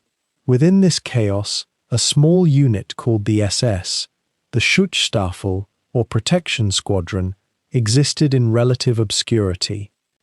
The SS had been founded in 1925 as little more than Hitler's personal bodyguard, a handful of loyal men tasked with protecting the Führer at rallies and public events. By 1929, the organization numbered roughly 300 men, a fraction of the SA's massive membership that would soon exceed 100,000. The SS wore their own distinctive black uniforms to distinguish themselves from the brown-shirted SA, but they remained subordinate to Röhm's stormtrooper apparatus in nearly every practical sense. Most senior Nazi leaders viewed the SS with indifference or contempt. They saw a small specialized unit with no real political weight, no significant resources, and no obvious path to power. The organization attracted men of a particular type, disciplined, ideologically motivated, and willing to accept hierarchical authority in ways that distinguished them from the rougher, more anarchic SA membership. But these qualities were not yet recognized as historically significant. No one among the Nazi elite saw the SS as anything other than what it appeared to be, a minor outfit useful for ceremonial purposes and direct protection of Hitler, but lacking the substance or reach to matter in the broader struggle for power within the party. In 1929, Hitler selected Himmler to lead the SS. The selection was quiet, almost unremarked upon at the time. Hitler did not announce it with great fanfare or position it as a major promotion. In some ways, the appointment seemed almost dismissive, as if Hitler was assigning an obscure administrator to oversee an organization that most party leaders considered inconsequential. Historians have debated whether Hitler understood at that moment what he was setting in motion, or whether the appointment was genuinely seen as a routine assignment of a minor functionary to a minor office. What seems clear is that Hitler recognized in Himmler a quality he valued above almost everything else: absolute personal loyalty, combined with meticulous organizational competence. Himmler had demonstrated no independent ambition, no desire to challenge party orthodoxy, and no tendency toward the kind of loose cannon behavior that characterized many Nazi leaders. He was, in every sense, controllable. He was also, though this was not yet widely appreciated, a man of profound ideological commitment, not to crude street violence or theatrical brutality, but to the systematic implementation of Nazi racial ideology through bureaucratic mechanisms. When Himmler accepted command of the SS, he understood immediately that he had been given a gift that no one else recognized as valuable. He was now leader of an organization small enough to completely remold according to his vision, yet prestigious enough through its connection to Hitler to serve as a foundation for expansion.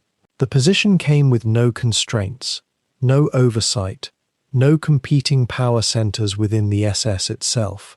Himmler had authority to set membership standards, to establish training protocols, to define the organizational culture, and to answer only to Hitler himself.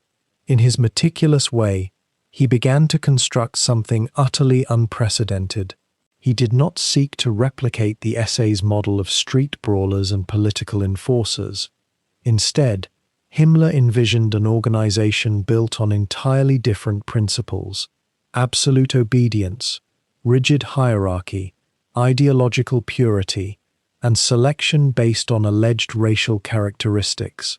He began to recruit men who matched his vision of what an elite organization should be. Not the toughest street fighters, but disciplined men who could accept orders without question, who believed in Nazi ideology with fervent intensity, and who demonstrated the kind of meticulous attention to detail that Himmler himself embodied. The expansion began immediately, though at first almost imperceptibly. Himmler started recruiting beyond Hitler's immediate entourage, drawing men from the SA who were dissatisfied with Rome's leadership or who possessed the kind of characteristics that appealed to Himmler's emerging vision. He established recruitment criteria that centered on racial appearance and ideological commitment. Unlike the SA, which accepted anyone willing to wear a brown shirt and brawl in the streets, the SS began to be selective. Himmler required members to demonstrate impeccable Aryan ancestry going back multiple generations, a requirement that reflected his growing obsession with genealogy and racial purity. He demanded absolute loyalty to Hitler as the movement's Führer. He fostered a cult of personality around leadership that emphasized obedience as a sacred duty. The training regimen Himmler instituted was deliberately harsh, designed to break individual will and create organization men utterly devoted to the collective. In this way, Himmler was constructing not merely a military unit or a security force, but a pseudo-religious order built on racial mysticism and ideological fanaticism. The significance of this moment, Himmler's appointment to lead the SS in 1929, only became clear in retrospect. At the time, No one understood that they were witnessing the birth of the machine that would eventually carry out the Holocaust and murder millions across Europe. The other Nazi leaders, including Röhm himself, saw Himmler as an obscure administrator being given a minor position within the broader party structure. Röhm, in particular, believed the SS remained subordinate to his SA and would continue to serve his purposes. This fundamental miscalculation would eventually cost Röhm his life. But in 1929, the future seemed clear to everyone, except, perhaps, Himmler himself. The SA was the paramilitary force of the Nazi movement. The SS was a small, elite unit with no obvious role to play as the party prepared for the power that seemed increasingly likely to come. Yet Himmler was thinking differently. He understood that in a bureaucratic age, the men who controlled paperwork and administrative procedure often accumulated far more real power than the men who controlled the streets. Over the following years, as Hitler continued his rise toward the chancellorship in 1933, Himmler transformed the SS into something that bore little resemblance to what it had been in 1929. The 300 men became several thousand by 1931, and many thousands more as the Nazi Party's electoral success suggested that power was within reach. Himmler used this expansion carefully, maintaining the exclusivity of the organization even as it grew. New members were subjected to rigorous screening, indoctrination in Nazi racial ideology, and training designed to inculcate absolute obedience. Himmler established SS schools and training camps where young recruits were taught not merely military skills, but a complete worldview centered on the alleged biological superiority of the German race and the need to preserve that racial purity through the elimination of perceived enemies. The SS began to develop an almost monastic character. Members were expected to embody a certain physical type, to maintain genetic records demonstrating their racial authenticity, and to demonstrate fanatical commitment to the movement. Himmler also recognized that the SS needed to develop an intellectual justification for itself, not merely as a bodyguard unit, but as the embodiment of Nazi racial ideology in organizational form. He began recruiting men with education and ideological sophistication, academics, lawyers, and intellectuals who could provide the pseudo-scientific framework for the SS's vision of racial purity and national renewal. This represented a crucial insight on Himmler's part. Whereas the SA drew its leadership from street organizers and former military men who spoke the language of class struggle and working-class revolution, Himmler was building an organization that would be led by men versed in the language of racial science, genealogy, and ideological purity. This intellectual apparatus made the SS fundamentally different in character from the SA, and this difference would prove crucial when the moment came to choose between the two organizations for power. The appointment to lead the SS also gave Himmler his first real access to Hitler on a regular basis. Previously, Himmler had been a minor figure in the party apparatus, one of thousands of men working toward the Nazi movement's goals. Now, as the leader of Hitler's personal security detail, Himmler saw the Führer frequently and began to cultivate a relationship of direct service and absolute loyalty. Himmler apparently found something almost mystical in this proximity to Hitler. He came to view serving Hitler as his highest purpose, and he worked to make himself indispensable to the Führer through meticulous attention to Hitler's security and comfort. This relationship became the cornerstone of Himmler's power, not his position within the SS itself, but his unique access to and loyalty toward Hitler. Other party leaders competed for influence with Hitler through rival power bases and personal charm. Himmler competed through unwavering devotion and administrative competence. In many ways, this approach proved far more durable and far more profitable in the long term. By 1931 and 1932, as the Nazi Party continued its electoral ascent and the German political system descended into chaos, the SS had grown into a genuinely significant organization. The expansion had proceeded under Himmler's steady direction, always maintaining the quality of discipline and ideological commitment that distinguished the SS from the rowdier SA. Himmler had established regional commanders loyal to him personally, each overseeing their own SS units and answerable to him through a carefully constructed chain of command. He had created specialized departments within the organization for intelligence, for ideological training, for racial research, that gave the SS reach and capability far beyond its numbers. The organization remained outwardly subordinate to the SA, and it surely lacked the SA's street-level organization and recruiting capacity.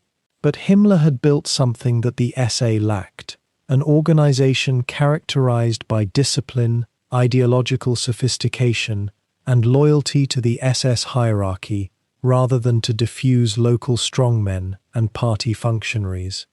When the Nazi Party came to power in January of 1933, the SS suddenly found itself positioned at the very center of the German state.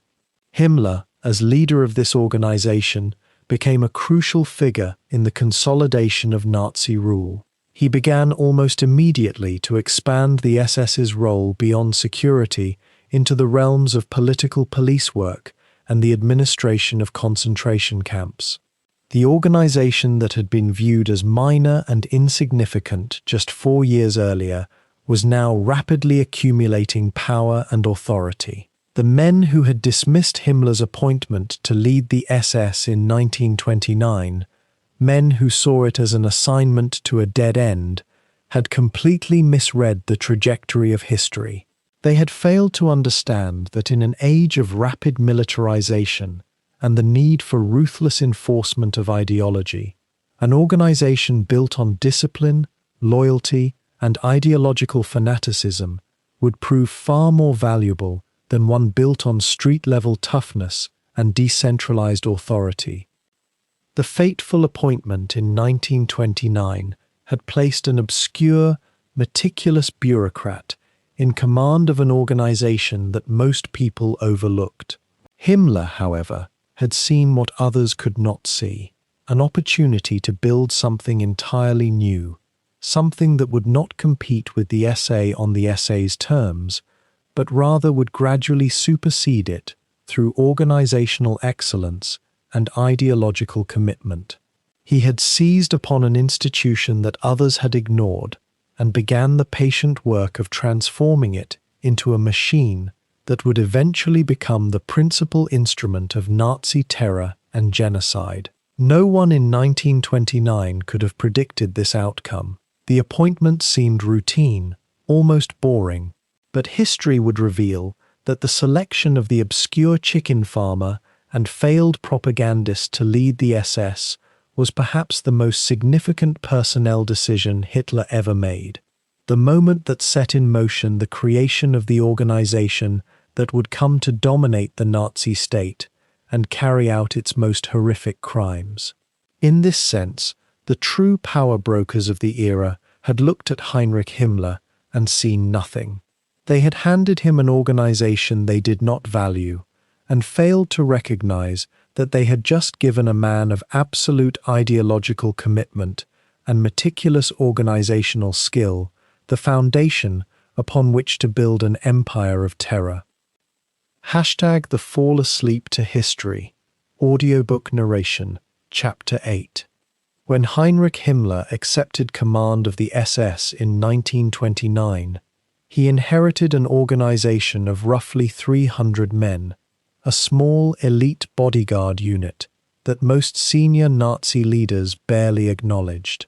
The SS existed in the shroud of the SA, the stormtroopers, whose paramilitary muscle dominated the streets and whose leadership commanded real influence within Hitler's circle. To his peers in the Nazi hierarchy, Himmler's appointment seemed almost an insult, a position of ceremonial prestige with no genuine power. What they failed to understand was that Himmler saw in this obscurity not a limitation but an opportunity, a blank canvas upon which he could inscribe his vision of absolute discipline, ideological purity, and organizational perfection without interference from those too preoccupied with their own authority to interfere. The transformation of the SS from a marginal bodyguard detail into a state within the state was not the product of spontaneous growth, but rather the result of Himmler's methodical genius for organization and his total absence of moral constraint. In the years between 1929 and 1933, he set about reconstructing the SS according to principles that combined Prussian military hierarchy with pseudo-scientific racial doctrine and a cult of personality centered entirely upon himself. Every regulation, every ceremony, every ritual of initiation was designed to break down individual will and replace it with unquestioning devotion to the organization and ultimately to Himmler alone. Where the SA was rowdy and anarchic, drawn from the rougher elements of German society, the SS would be elite and disciplined, selected according to criteria that Himmler established with obsessive attention to detail. The first component of Himmler's reconstruction was the implementation of rigid selection standards, based not primarily on political commitment or military experience, but on racial appearance and genealogical purity. Applicants to the SS were required to submit detailed family trees extending back several generations, documents that Himmler's newly established genealogical office would scrutinize for evidence of non-Germanic ancestry. Height requirements were established, a minimum of 5 feet 10 inches, and photographs were examined with fanatical attention to perceived racial characteristics. The concept was not merely to create an effective fighting force, but to manifest in physical form the Nazi Party's abstract racial ideology, to make the SS visibly embodiment of the master race that Nazi theory claimed was destined to rule. This obsession with appearance and breeding, rooted in the chicken farming years and the genealogical collections of his earlier life, now became systematized into organizational doctrine. Beyond the racial criteria, Himmler established an elaborate hierarchy of ranks and insignia that mirrored traditional military structures, but possessed their own distinct character, replete with symbols drawn from Germanic mythology and SS history. The black uniform became iconic, designed to distinguish SS members from the brown-shirted SA and to create visual cohesion among recruits, inducted into what Himmler increasingly framed as an elite brotherhood. Each rank carried specific responsibilities and conferred specific privileges, but all ranks remained subordinate to Himmler's absolute authority as Reichsführer-SS. The organizational structure was deliberately designed to prevent any subordinate from accumulating independent power bases. Authority flowed vertically downward from Himmler, and horizontal communication among equals was discouraged. Loyalty to the organization and to Himmler personally superseded all other loyalties, and members were expected to prioritize the SS above family, friends, or personal conscience. The training regimen that Himmler instituted for SS recruits went far beyond conventional military instruction and ventured into the realm of ideological indoctrination and psychological conditioning. Candidates underwent months of intensive training that combined physical hardship, repetitive drilling, and relentless ideological instruction designed to instill absolute obedience and identification with the organization's mission. They were taught that they belonged to a racial and cultural elite, selected according to criteria that most Germans could never meet, and that they bore a sacred responsibility to defend and advance that elite status through unwavering commitment. Instructors used sleep deprivation, psychological pressure, and ritualized humiliation to break down individual identity and rebuild recruits as components of a larger organism. The result was a military force unlike any that existed in Europe at that time, not merely disciplined but ideologically fanatical, not merely trained to follow orders but psychologically conditioned to desire the execution of those orders with enthusiasm.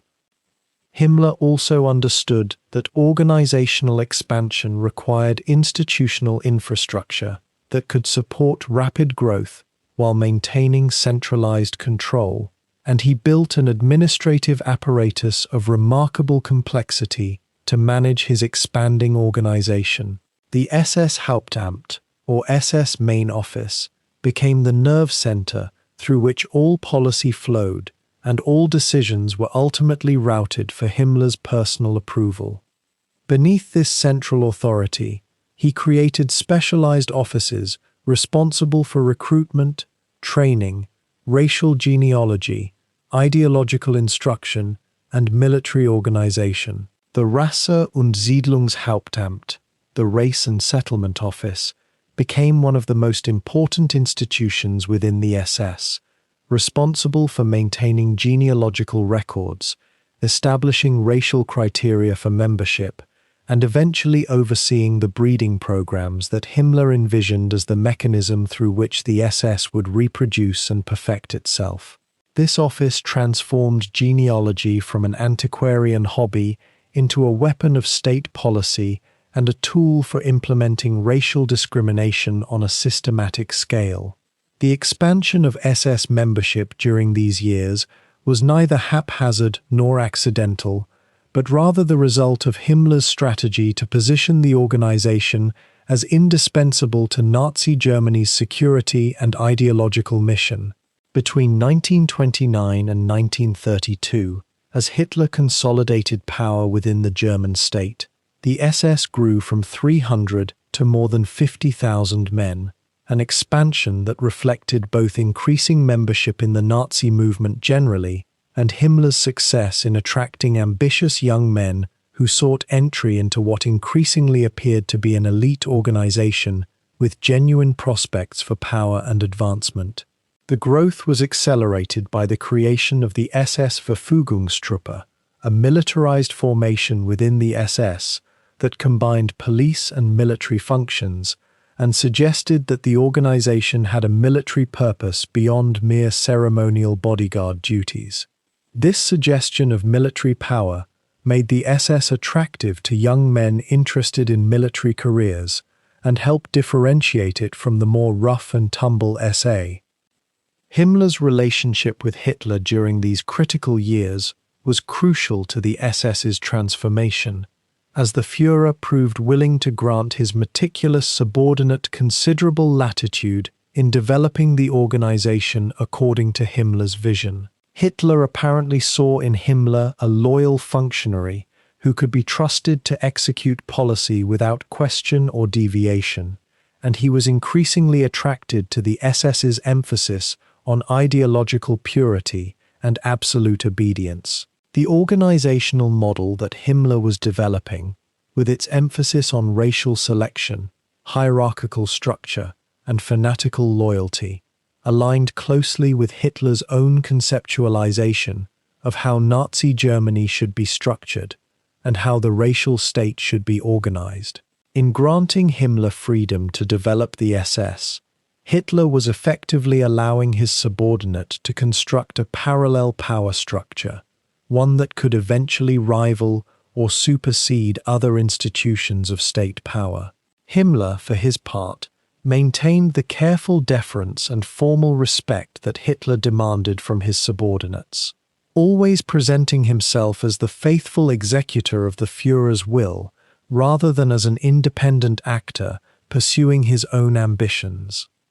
The culture that Himmler deliberately cultivated within the SS was one of absolute separation from ordinary German society and complete identification with the organization's mission and ideology. Members were encouraged to live in barracks, even when not on active duty, to socialize primarily with other SS members, and to subordinate all personal relationships to their primary loyalty to the SS.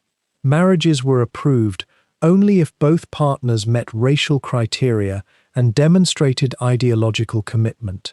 Members who married against Himmler's approval could face expulsion or severe punishment. The organization developed its own courts and disciplinary procedures, its own hospitals and welfare facilities, and its own social structures, creating a complete alternative society within German society itself. This deliberate separation from civilian life was designed not merely to increase cohesion, but to create psychological distance from conventional morality and civilian accountability, to establish a realm in which SS members answered only to SS law and to Himmler's will rather than to broader legal or ethical standards. The financial resources that flowed to the SS during the early 1930s were substantial, particularly as the organization took on increasing police and security functions within the Nazi state.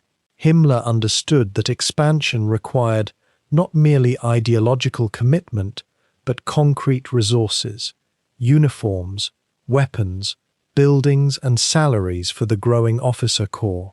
He demonstrated remarkable skill in securing budgetary allocations and in diverting funds from one source to another in order to support his organizational vision. The SS established its own enterprises, publishing houses, print shops, and other businesses that generated revenue independent of direct state allocation, providing financial flexibility that other organizations could not match. This economic autonomy, combined with Himmler's obsessive control over organizational finances, meant that the SS could pursue long-term projects without constant scrutiny from competitors for state resources, further insulating it from external pressure. By 1933, when Hitler consolidated total power and Nazi Germany entered what would be its deadly trajectory toward war and genocide, Himmler had successfully transformed the SS from a marginal organization into a powerful institution of state security and ideological enforcement. The organization that had possessed only 300 members 4 years earlier now commanded more than 50,000 men, had established institutional structures of remarkable complexity, and possessed resources and authority that extended far beyond what most senior Nazi leaders had anticipated or wished to acknowledge. Himmler's patient, methodical construction of the SS, with its emphasis on hierarchical organization, ideological fanaticism, and absolute loyalty to himself, had created an instrument of unprecedented potential for enforcing Nazi racial policy and executing the dictatorship's will without question or hesitation. The foundation had been laid for the SS to become not merely a military or police force, but the principal organ through which Nazi racial ideology would be translated into systematic action against the regime's defined enemies. What made Himmler's achievement remarkable, from an organizational perspective, was his intuitive understanding that total control required not merely external discipline, but psychological restructuring of the individual members themselves. By combining military hierarchy with ideological indoctrination, selective membership criteria with ritual and ceremony, he created an organization that inspired devotion from its members because they genuinely believed they belonged to something greater than themselves, something transcendent and historically significant. The men who joined the SS were not primarily coerced into membership, but rather recruited through appeals to their sense of racial destiny, their desire for elite status, and their wish to participate in what Nazi propaganda presented as a great historical renewal. This voluntary element, combined with systematic conditioning and the careful selection of recruits predisposed toward ideological commitment, created an organization vastly more effective than one composed of conscripted individuals motivated solely by fear. The SS between 1929 and 1933 was being constructed not merely as a police or military force, but as a psychological and ideological instrument, one that would prove capable of executing policies that ordinary soldiers or conventional police forces might resist. The state within the state that Himmler was constructing during these formative years contained within it the potential for both tremendous power and tremendous danger. An organization selected according to racial criteria, indoctrinated with pseudo-scientific racial theory, and commanded by a man of limited moral imagination but total organizational obsession, was being positioned to execute whatever policies the Nazi regime demanded without question or hesitation. The apparent disorder and rivalries within the Nazi state structure, often mistaken for genuine pluralism by observers, concealed the fact that Himmler was systematically centralizing power within the SS in a manner that would eventually make it the principal instrument of the regime's racial policies. By 1933, the machinery was not yet fully in place, but the foundational principles had been established, and the organizational culture had been crystallized. The SS of 1929 had been a small bodyguard detail. The SS of 1933 was on the threshold of becoming the most powerful organization in Nazi Germany, and the principal instrument through which the regime's ideological vision would be imposed upon Europe through mass violence. By 1934, Heinrich Himmler had built something unprecedented within the Nazi regime, an organization that answered to him alone, that moved according to his vision, that embodied the racial ideology he had spent years cultivating. The SS had grown from 300 men in 1929 to more than 50,000, each one selected according to his exacting standards, each one bound by an oath of absolute obedience. Yet despite this remarkable expansion, despite his methodical construction of a state within the state, Himmler remained subordinate to other forces within the Nazi movement. The SA, the stormtroopers who had built the street-level infrastructure of the Nazi Party, still commanded millions of men. Their leader, Ernst Röhm, had been there before Himmler, had been revolutionary when Himmler was still a chicken farmer, and now stood as a rival to Hitler's supreme authority. The tension between these two organizations, the SA and the SS, had been building for years, creating an unstable equilibrium that could not hold much longer. Ernst Röhm represented something Hitler increasingly viewed as inconvenient. The SA had been invaluable during the chaos of the Weimar years, had provided the street violence necessary to eliminate political opponents and intimidate the population. But once Hitler assumed power in 1933, the SA became a liability rather than an asset.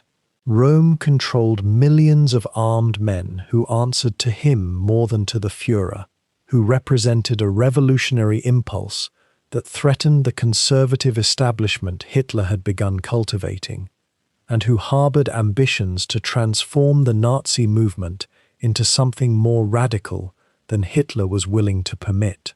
Moreover, there were rumors, whispers in the corridors of power, about Rome's personal life, about his homosexual relationships, about behavior that violated Nazi racial ideology in ways that could not be publicly ignored without undermining the moral authority of the entire movement. Himmler, with his obsessive attention to ideology and his willingness to weaponize any contradiction, had noted these vulnerabilities. The chicken farmer, who had once desperately sought validation, was now in a position to eliminate a rival and consolidate his own power simultaneously.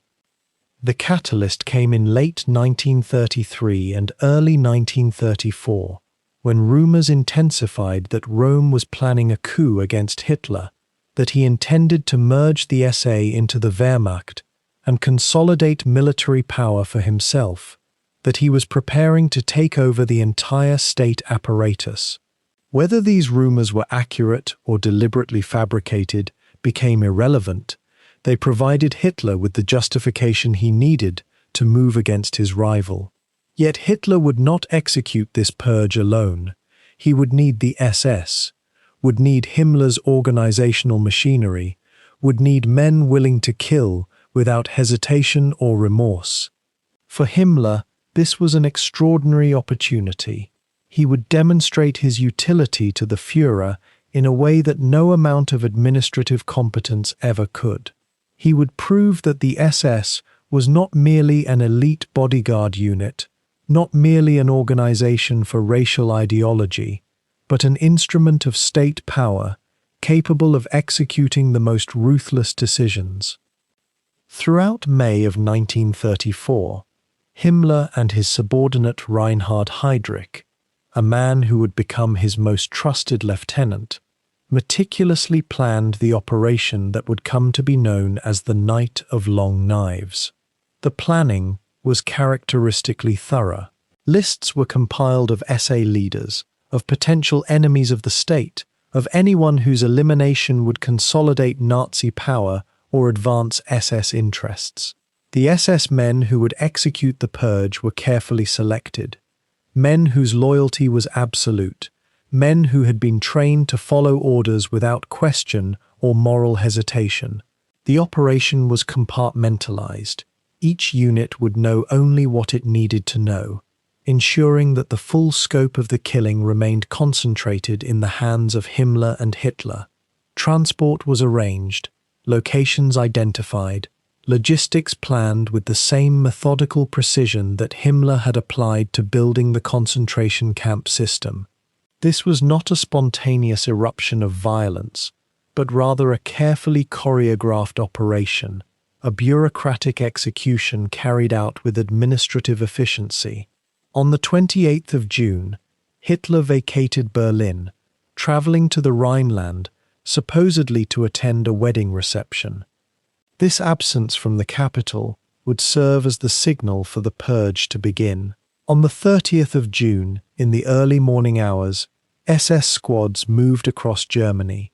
In Munich, Ernst Röhm was arrested at his headquarters and taken to Stadelheim prison. SA leaders were dragged from their beds, from restaurants, from hotels, from anywhere they could be found. The SS men, many of them hardened by years of political violence, executed their orders with cold efficiency. The purge was not uniformly about eliminating the SA threat.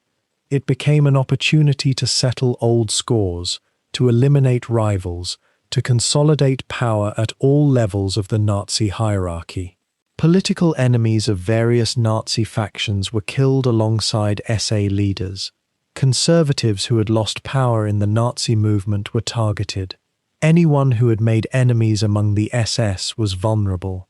The killing continued throughout the day and into the night, a systematic series of executions carried out across multiple locations simultaneously.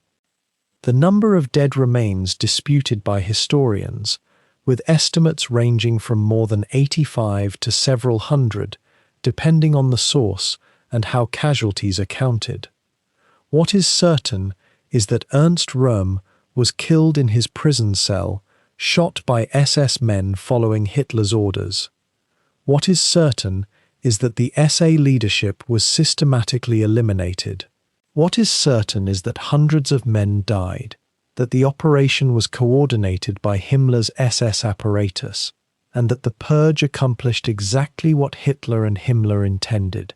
It consolidated their power, eliminated the SA as a rival force within the regime, and demonstrated the willingness of the Nazi state to engage in mass murder of its own members to maintain ideological and political control. The brutality of the operation sent a signal throughout the German state.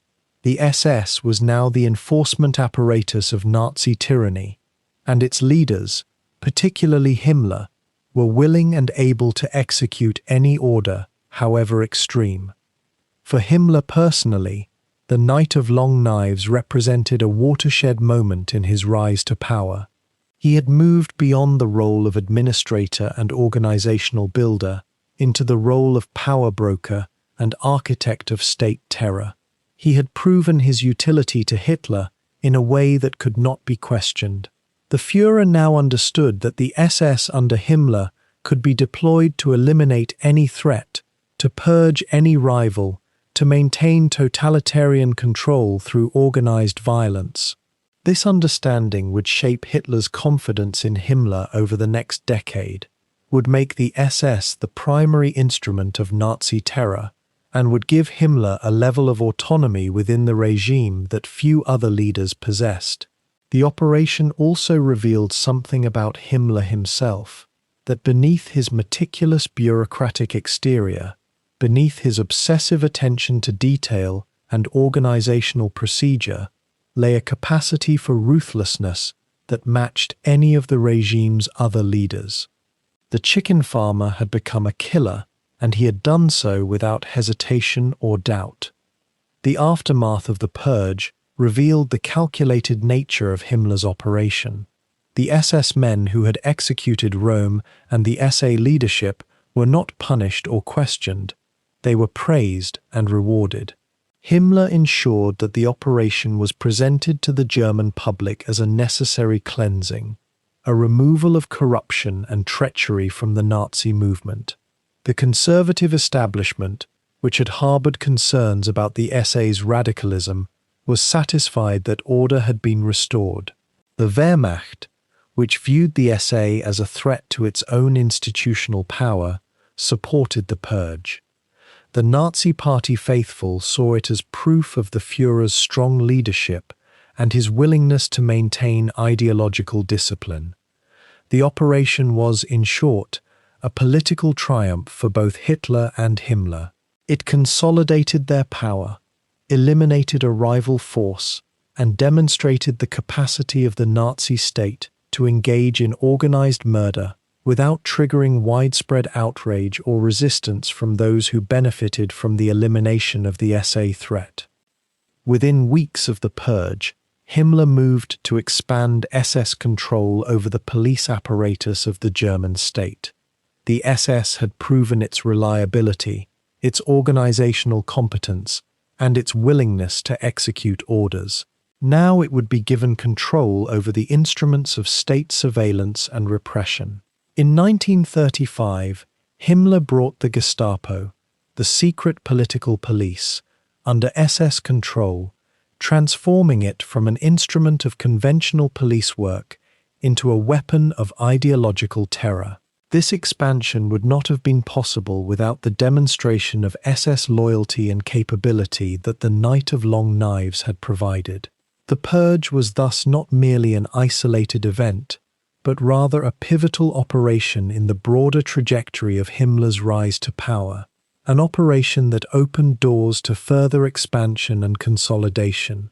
The man who had been struggling to prove his worth for so long had now entered the inner circle of Nazi power, had demonstrated his willingness to execute the most extreme orders, and had positioned the SS to become the principal enforcement apparatus of Nazi tyranny.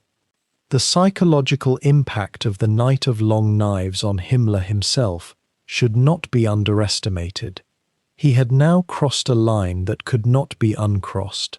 He had organized the killing of hundreds of men, many of whom he had never met, for purely political and ideological reasons. He had reduced human beings to obstacles to be removed, to administrative problems to be solved through systematic elimination. The fact that these men were not foreign enemies, but rather fellow Germans, fellow members of the Nazi movement, fellow believers in Nazi ideology, made the operation even more revealing. It showed that for Himmler, ideology superseded all other human considerations, that his commitment to Nazi principles extended to the willingness to kill anyone who stood in the way of the regime's consolidation of power. This willingness would only intensify in the years to come, would find expression in increasingly extreme operations, and would eventually lead to his role in organizing the industrial extermination programs that would define Nazi barbarism. By early 1934, as the purge was being planned and executed, Himmler had already begun thinking about the next phase of SS expansion, the consolidation of control over the concentration camp system and the formalization of the SS apparatus for racial policy. The Night of Long Knives had demonstrated that the SS could be trusted with the most sensitive operations, that it could maintain secrecy, that it could execute orders without hesitation or question. These capabilities would now be deployed in the service of the regime's racial ideology. The camps that had been scattered throughout Germany, that had served various purposes under various administrators, would now be coordinated under SS control, transformed into permanent institutions for the elimination of racial enemies, and expanded to accommodate the regime's increasingly radical vision of racial restructuring. Himmler had proven that he was willing to become a mass killer in service to ideology. Now he would prove that he could systematize killing, could make it bureaucratic and routine, could transform it from an exceptional event into an ordinary procedure. The Night of Long Knives thus stands as a crucial watershed in the history of Himmler's rise to power and in the broader history of Nazi tyranny. It marked the moment when an obscure administrator transformed himself into one of the regime's most powerful figures. It demonstrated the SS's capacity to serve as an instrument of state terror. It showed the willingness of the Nazi regime to engage in mass murder of its own members to maintain power, and it established the pattern that would govern Himmler's operations for the next decade: systematic planning, ideological justification, careful compartmentalization of knowledge, and the treatment of human beings as administrative problems to be solved through organized violence. The man who had once desperately sought validation as a chicken farmer had now found his purpose, had discovered his unique utility to the Nazi regime, and had positioned himself to become one of the principal architects of the Holocaust. The purge had elevated him from administrator to power broker, and there would be no turning back. The purge of 1934 had accomplished what years of political maneuvering could not. It had transformed Heinrich Himmler from a subordinate administrator into something far more dangerous. A man with Hitler's explicit trust and the institutional power to reshape German society according to his most obsessive beliefs. The elimination of Ernst Röhm and the SA had revealed to Hitler that Himmler possessed a quality the Führer valued above almost all others: the capacity to execute orders without question, without hesitation, and without the complications of personal ambition that might lead to second thoughts or mercy. In the months following that dark June, as the shock of the purge settled across Nazi Germany and potential rivals measured the implications of what had transpired, Himmler found himself in a position he had always imagined but never quite believed he would achieve. He was no longer a mere functionary administering a special unit. He was now a power in his own right, a confidant of the regime's supreme leader, and most crucially, he possessed the freedom to pursue his most grandiose intellectual obsessions. What he would do with this freedom would transform the SS from a disciplined security organization into something unprecedented in modern history: a state within the state, driven not by conventional military or political logic, but by ideology so divorced from reality that it could only be sustained through terror and the mechanized elimination of entire categories of human beings.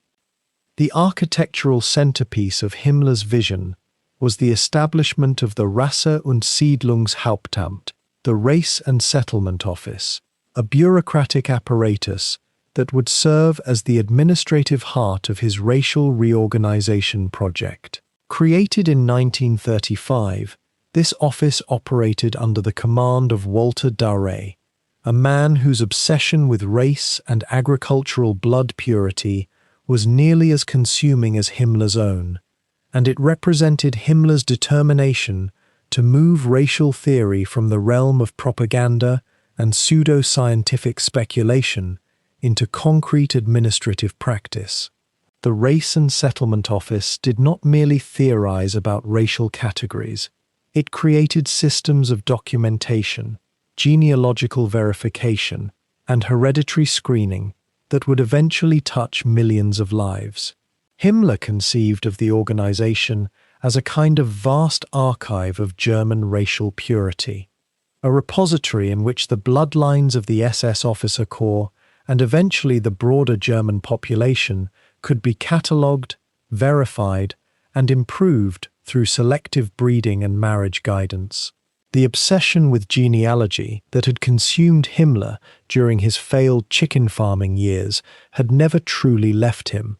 It had only grown more systematized, more elaborate, and more tied to the apparatus of state power. Now, with institutional resources at his disposal and Hitler's blessing, he could pursue what had once been merely a personal eccentricity, transformed into the governing principle of an entire military organization. The methodology of the Race and Settlement Office combined pseudo-scientific racial theory with ruthless administrative efficiency in ways that revealed the essential character of Nazi ideology when given institutional form and state power. SS officers seeking marriage were required to submit themselves and their intended brides to genealogical investigations conducted by the office, which would trace their ancestry back through generations, seeking to verify that no Jewish, Slavic, or other allegedly inferior blood contaminated the proposed union. These investigations were not conducted haphazardly or according to some vague assessment.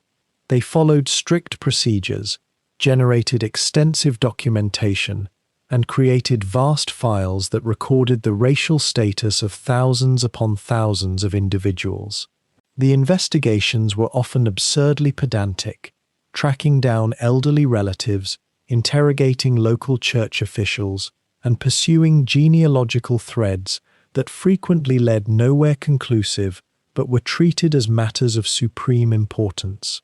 Women who married SS men were incorporated into the racial administration system, and their children became subjects of developmental monitoring and selective indoctrination from birth. The entire process transformed intimate human relationships, courtship, marriage, motherhood, into state functions subordinated to the racial ideology that Himmler had made the organizing principle of the SS. This was not incidental to the SS experience. It was central to Himmler's vision of creating an organization whose entire life cycle, from recruitment through marriage through childbearing, would serve the propagation of alleged racial superiority. Beyond genealogical screening and marital control, Himmler's racial ideology extended into the establishment of selective breeding programs that would become increasingly explicit and mechanized as the 1930s progressed into the 1940s. The Lebensborn, literally meaning fount of life, program established beginning in 1936, represented perhaps the most extraordinary expression of Himmler's conviction that human reproduction could and should be managed by the state, according to racial criteria. Young women selected for racial suitability were encouraged to become pregnant by SS men, whether through marriage or outside it, with the state assuming financial and logistical responsibility for the pregnancy and childbirth. The program was presented in propaganda terms as a means of strengthening the racial stock of the German nation, but it was ultimately an expression of Himmler's belief that the state should direct human breeding as systematically as farmers directed the breeding of livestock. Himmler personally took interest in the details of the program, involving himself in the selection of women deemed racially appropriate, and even reviewing birth announcements and developmental reports of children produced through the arrangement. The entire apparatus represented an inversion of what most societies considered the private sphere. Reproduction, courtship, and family formation became subjects of state surveillance, control, and systematic direction in the name of racial purification. The ideological foundation supporting these bureaucratic mechanisms rested upon pseudo-scientific racial theories that had been circulating in German intellectual circles for decades, but which found in Himmler an administrator willing to treat them not as interesting speculation, but as governing policy. Himmler surrounded himself with racial theorists, pseudo-anthropologists, and ideological advisors who provided intellectual justification for the policies he was implementing, creating a feedback loop in which theory and practice reinforced one another in increasingly extreme directions. These advisors drew upon distorted readings of Darwinian evolution, discredited anthropological categories, and pure fantasy to construct an elaborate hierarchy of human races arranged from the mythical Nordic master race at the apex to various allegedly degenerate and subhuman categories at the base. The scientific establishment of the time, even in Nazi Germany, recognized these theories as lacking any genuine empirical basis, but within the SS and under Himmler's direction, such objections were irrelevant. What mattered was not whether the theories were scientifically valid, but whether they could be systematized, operationalized, and used to justify the institutional practices that Himmler wished to pursue. The pseudoscience served a purely instrumental function. It provided a veneer of intellectual respectability to practices that were fundamentally expressions of power, control, and the elimination of categories of people designated as undesirable or dangerous. The racial ideology that Himmler was institutionalizing within the SS extended beyond questions of genealogy and breeding into the broader question of who belonged to the German racial community and who represented threats to that community that must be eliminated or controlled. The SS under Himmler's leadership developed increasingly elaborate classification systems designed to identify individuals and groups allegedly defective in racial terms, including not only Jews but also Romani people, Slavs, the mentally disabled, those designated as sexually deviant, and anyone else deemed to fall outside the boundaries of racial acceptability. These classification systems were not static. They evolved and expanded throughout the 1930s as Himmler's organizational reach extended and as ideological radicalization progressed within the regime as a whole. What had begun as vague notions of racial superiority developed into specific administrative categories with devastating practical consequences for those so designated. The SS became the institution responsible for identifying, segregating, and eventually eliminating those designated as racially unfit, and this responsibility was undertaken with bureaucratic thoroughness and ideological fervor. Himmler saw himself not as a persecutor, but as a custodian of racial health, and he approached his work with the mindset of a eugenicist, convinced of the necessity and justice of his actions. The expansion of SS power into the concentration camp system during this period represented the practical implementation of Himmler's racial ideology on an institutional scale, transforming scattered facilities that had originally been established as political detention centers into a coordinated network designed to isolate, control, and eventually eliminate entire categories of human beings designated as racially or socially undesirable. Himmler appointed his most trusted subordinates to leadership positions within the camp system, individuals whose loyalty to him was absolute and whose commitment to ideological purity was unquestioned, creating a hierarchy of command that ran directly from Himmler through these appointed administrators to the guards and functionaries who operated the camps on a daily basis. The camps were not incidental to Himmler's vision. They were essential to it. They were the institutions through which his racial ideology would be made concrete, the physical spaces in which the boundaries between the racially acceptable and the racially unacceptable would be enforced through confinement, forced labor, and eventually systematic killing.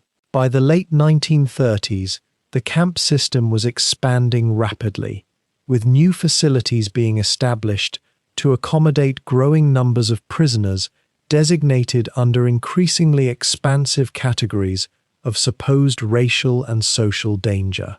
The organization of the camps reflected Himmler's obsession with order, hierarchy, and meticulous documentation.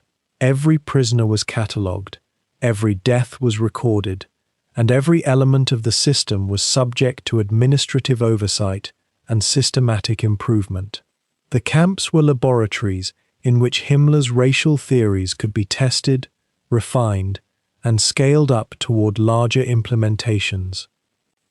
Himmler's racial ideology also extended into his vision of the future organization of European space following German military victory, a vision that was evolving throughout the 1930s, but that would become increasingly concrete and elaborate as war approached. He imagined the conquest and reorganization of Eastern Europe according to racial principles, with inferior populations eliminated or enslaved, and German racial settlers establishing new communities on allegedly racially appropriate territory. This vision was not merely fantasy.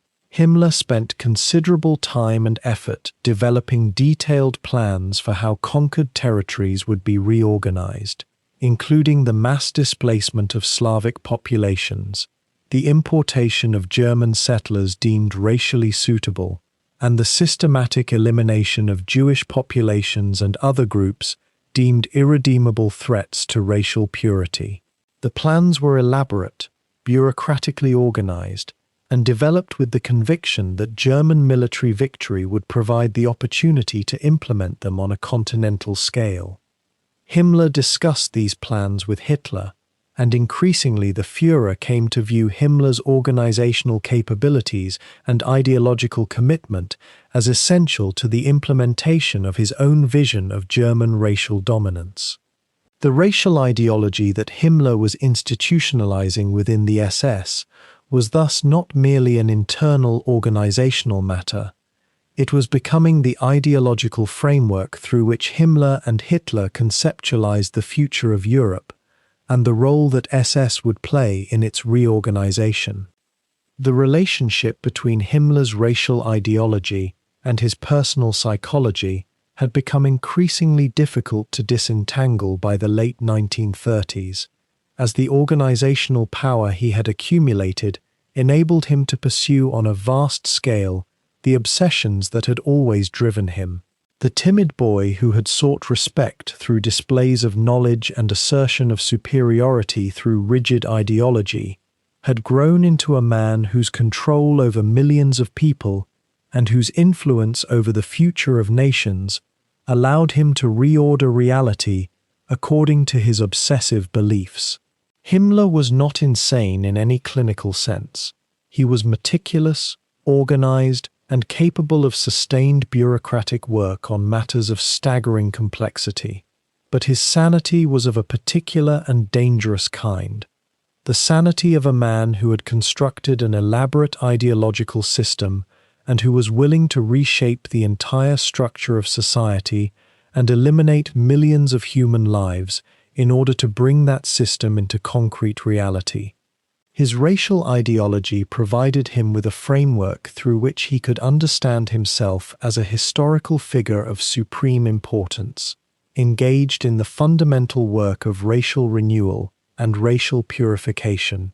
The pseudoscience that supported the ideology offered intellectual justification for practices that in any other context would be recognized immediately as expressions of pure power and terror. What made Himmler's racial ideology so deadly was precisely that he believed in it absolutely and was willing to invest the full organizational and coercive power of the SS in its implementation.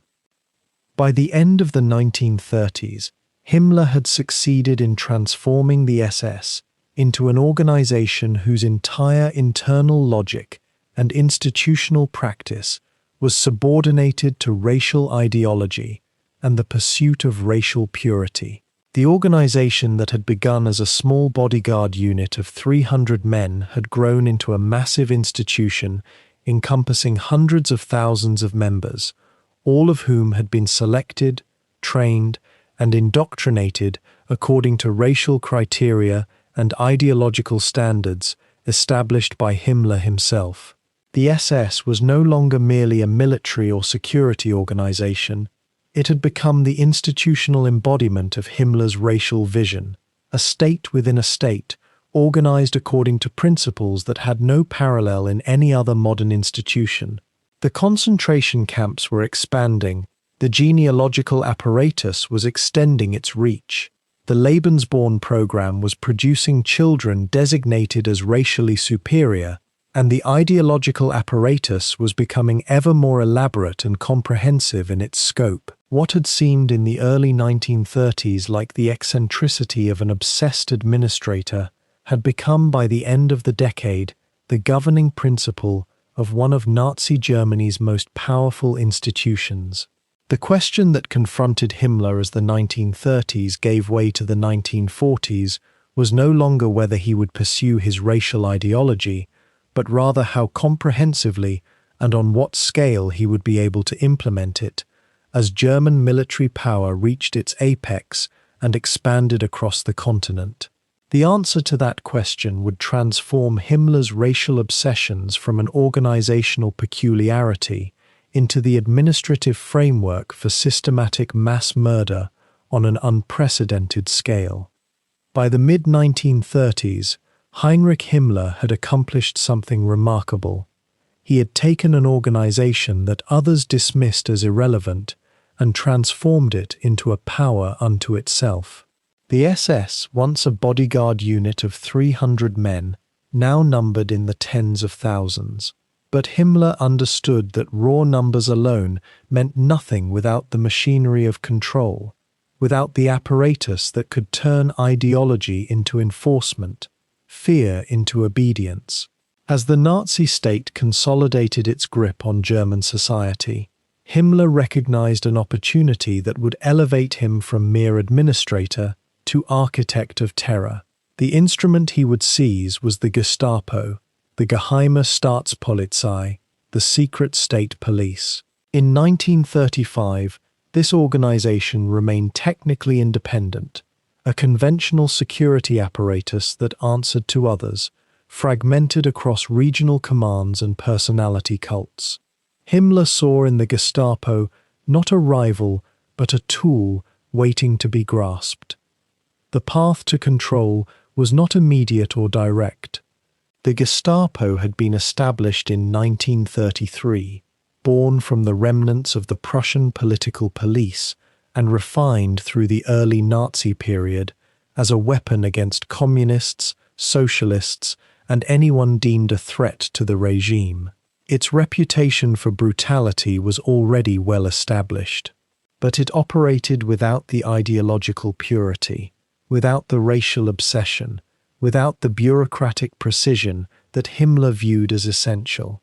In many ways, the early Gestapo was chaotic, reactive rather than visionary, concerned with crushing immediate threats rather than implementing grand ideological schemes. This inefficiency offended Himmler's sensibilities. He believed that terror, like everything else, should be organized, systematized, built upon racial foundations, and executed with meticulous attention to detail. When he looked at the Gestapo, he did not see a finished instrument, but raw material waiting for his touch. The consolidation began quietly, almost imperceptibly to observers outside the upper Nazi leadership. In 1935, a crucial personnel move placed Reinhard Heydrich, a man entirely in Himmler's orbit, ruthless and brilliant, and absolutely loyal, into a position of growing influence within the police apparatus. Heydrich was Himmler's creature, bound to him through years of service and total ideological alignment. Where Himmler conceived grand visions of racial order, Heydrich possessed the tactical brilliance and organizational talent to implement them. The partnership between these two men would become one of the most consequential and terrifying collaborations of the Nazi era. Together, they began a process of institutional capture, slowly, methodically drawing the various police organs under unified command. The SS and the Gestapo, which had maintained separate identities and sometimes competed for resources and authority, began to fuse into a single instrument of state terror. By 1936, the architecture of unified control was taking shape. Himmler consolidated his position as the supreme commander of all police forces in the Reich, bringing under his direct authority not only the SS, but also the criminal police and the secret state police. This was presented to Hitler and the Nazi leadership as a rational reorganization, a necessary streamlining of the security apparatus. In reality, it was something far more significant: the creation of a unified terror apparatus answerable to a single individual, an empire within the Nazi state that operated according to Himmler's will alone. The Gestapo ceased to be merely a police organization and became instead an instrument of ideological enforcement, an extension of Himmler's vision of a racial state purified through constant surveillance and systematic elimination of perceived enemies. Every informant, every torture cell, every midnight arrest now served not just the regime, but Himmler's specific conception of what the regime should become. The transformation of the Gestapo's methodology reflected Himmler's intellectual influence. Where the Gestapo had previously focused on conventional police work, identifying conspirators, breaking up resistance networks, preventing actual harm to the regime, it now expanded its operations to encompass ideological deviation at every level. A careless remark about Nazi leadership, a religious conviction that conflicted with state ideology, an insufficient enthusiasm for racial doctrine. These became targets of Gestapo investigation. Informant networks grew exponentially. The organization established itself in every apartment building, every factory, every school, every church. People began to speak in whispers. Trust became a luxury no one could afford. Families fragmented as children were trained to report on parents, as neighbors turned on neighbors in pursuit of favor or from simple fear. This was not police work in any conventional sense. This was the transformation of society itself into a mechanism of surveillance and control, with Himmler at the center pulling the strings. The concentration camp system became inextricably linked with the expanded Gestapo apparatus. Under Himmler's reorganization, the camps transformed from temporary detention facilities into permanent institutions, and the Gestapo became the primary instrument for filling them. Political prisoners, racial enemies, religious dissenters, homosexuals, asocials of every category, all flowed through the Gestapo's interrogation rooms and into the camps. The camps themselves, meanwhile, had been placed entirely under SS control and reorganized according to Himmler's principles. Theodor Eicke, commandant of Dachau and one of Himmler's most fanatical subordinates, had developed a system of discipline and degradation so total that it became the model for every camp in the network. The Gestapo became not merely an instrument of arrest, but the front end of a vast machine of destruction. Once a person entered the Gestapo's grasp, they entered a system from which escape was nearly impossible. The arrest itself was often only the beginning. What followed was interrogation, isolation, and then transfer to a camp where degradation continued until death or some miraculous release. The psychological impact of this unified apparatus cannot be overstated. Germany in the late 1930s lived under conditions of pervasive fear. The Gestapo's mystique, deliberately cultivated by Himmler and Heydrich, was that of an organization that knew everything, saw everything, that no one was safe from its reach.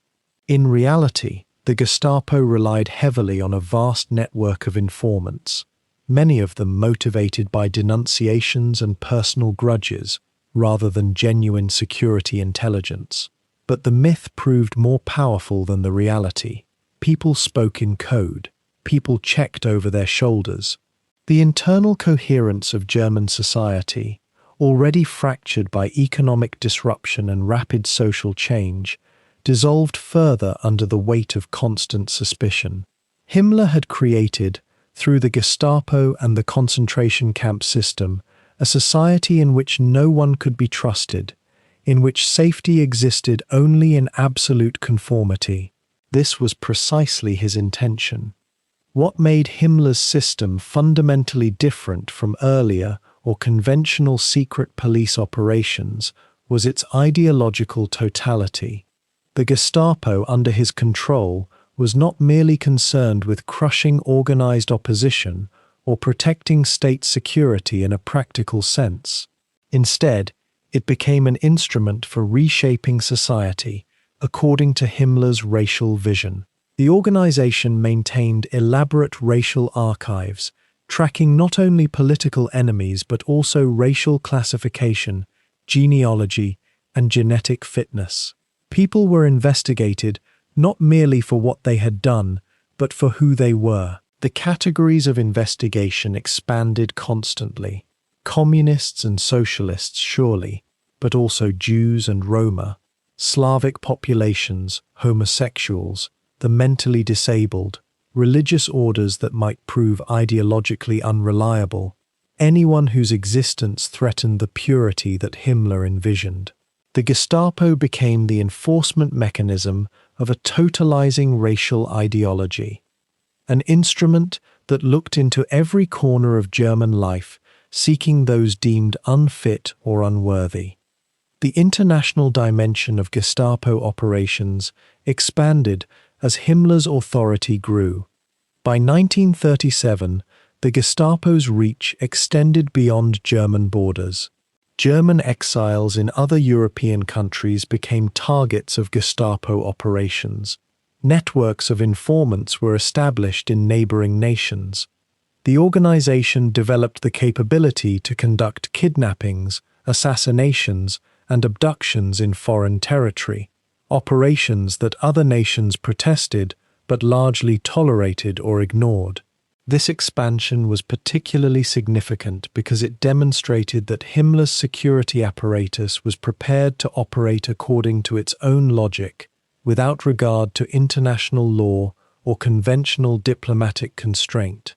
The Gestapo answered to no one but Himmler, and Himmler had already demonstrated his willingness to pursue his ideological vision, regardless of external opposition. The relationship between Himmler and Heydrich during this period is crucial to understanding how the Gestapo was transformed. Heydrich, younger and more impulsive than Himmler, brought tactical innovation and ruthless efficiency to the organization. Where Himmler provided vision and ideological direction, Heydrich provided execution and refinement of method. Together, they created structures that were simultaneously rational and monstrous. bureaucratized yet ideologically driven, methodical yet indifferent to human suffering.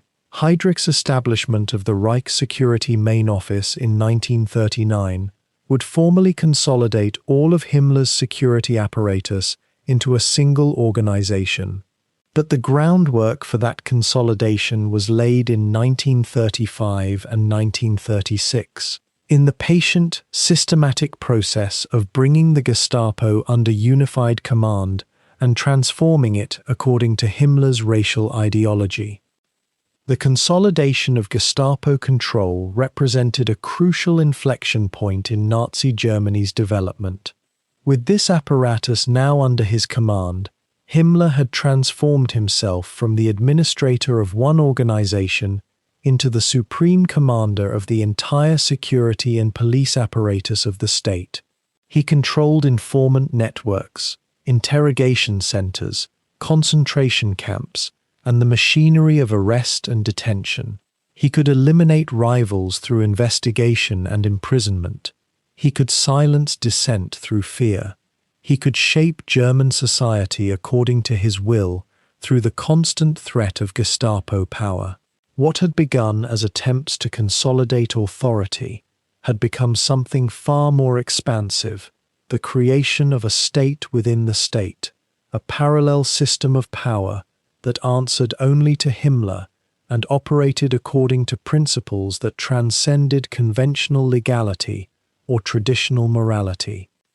This consolidation also positioned Himmler to pursue his grand ideological vision on an increasingly ambitious scale. The Gestapo's expanded powers and reach provided the enforcement mechanism for policies that went far beyond simple political repression. As war approached, as the Nazi state increasingly oriented itself toward military conquest, the Gestapo's transformation into an ideological apparatus meant that the machinery of genocide was being quietly constructed in peacetime. The camps were being expanded, the racial classification systems were being refined, the informant networks were becoming ever more comprehensive.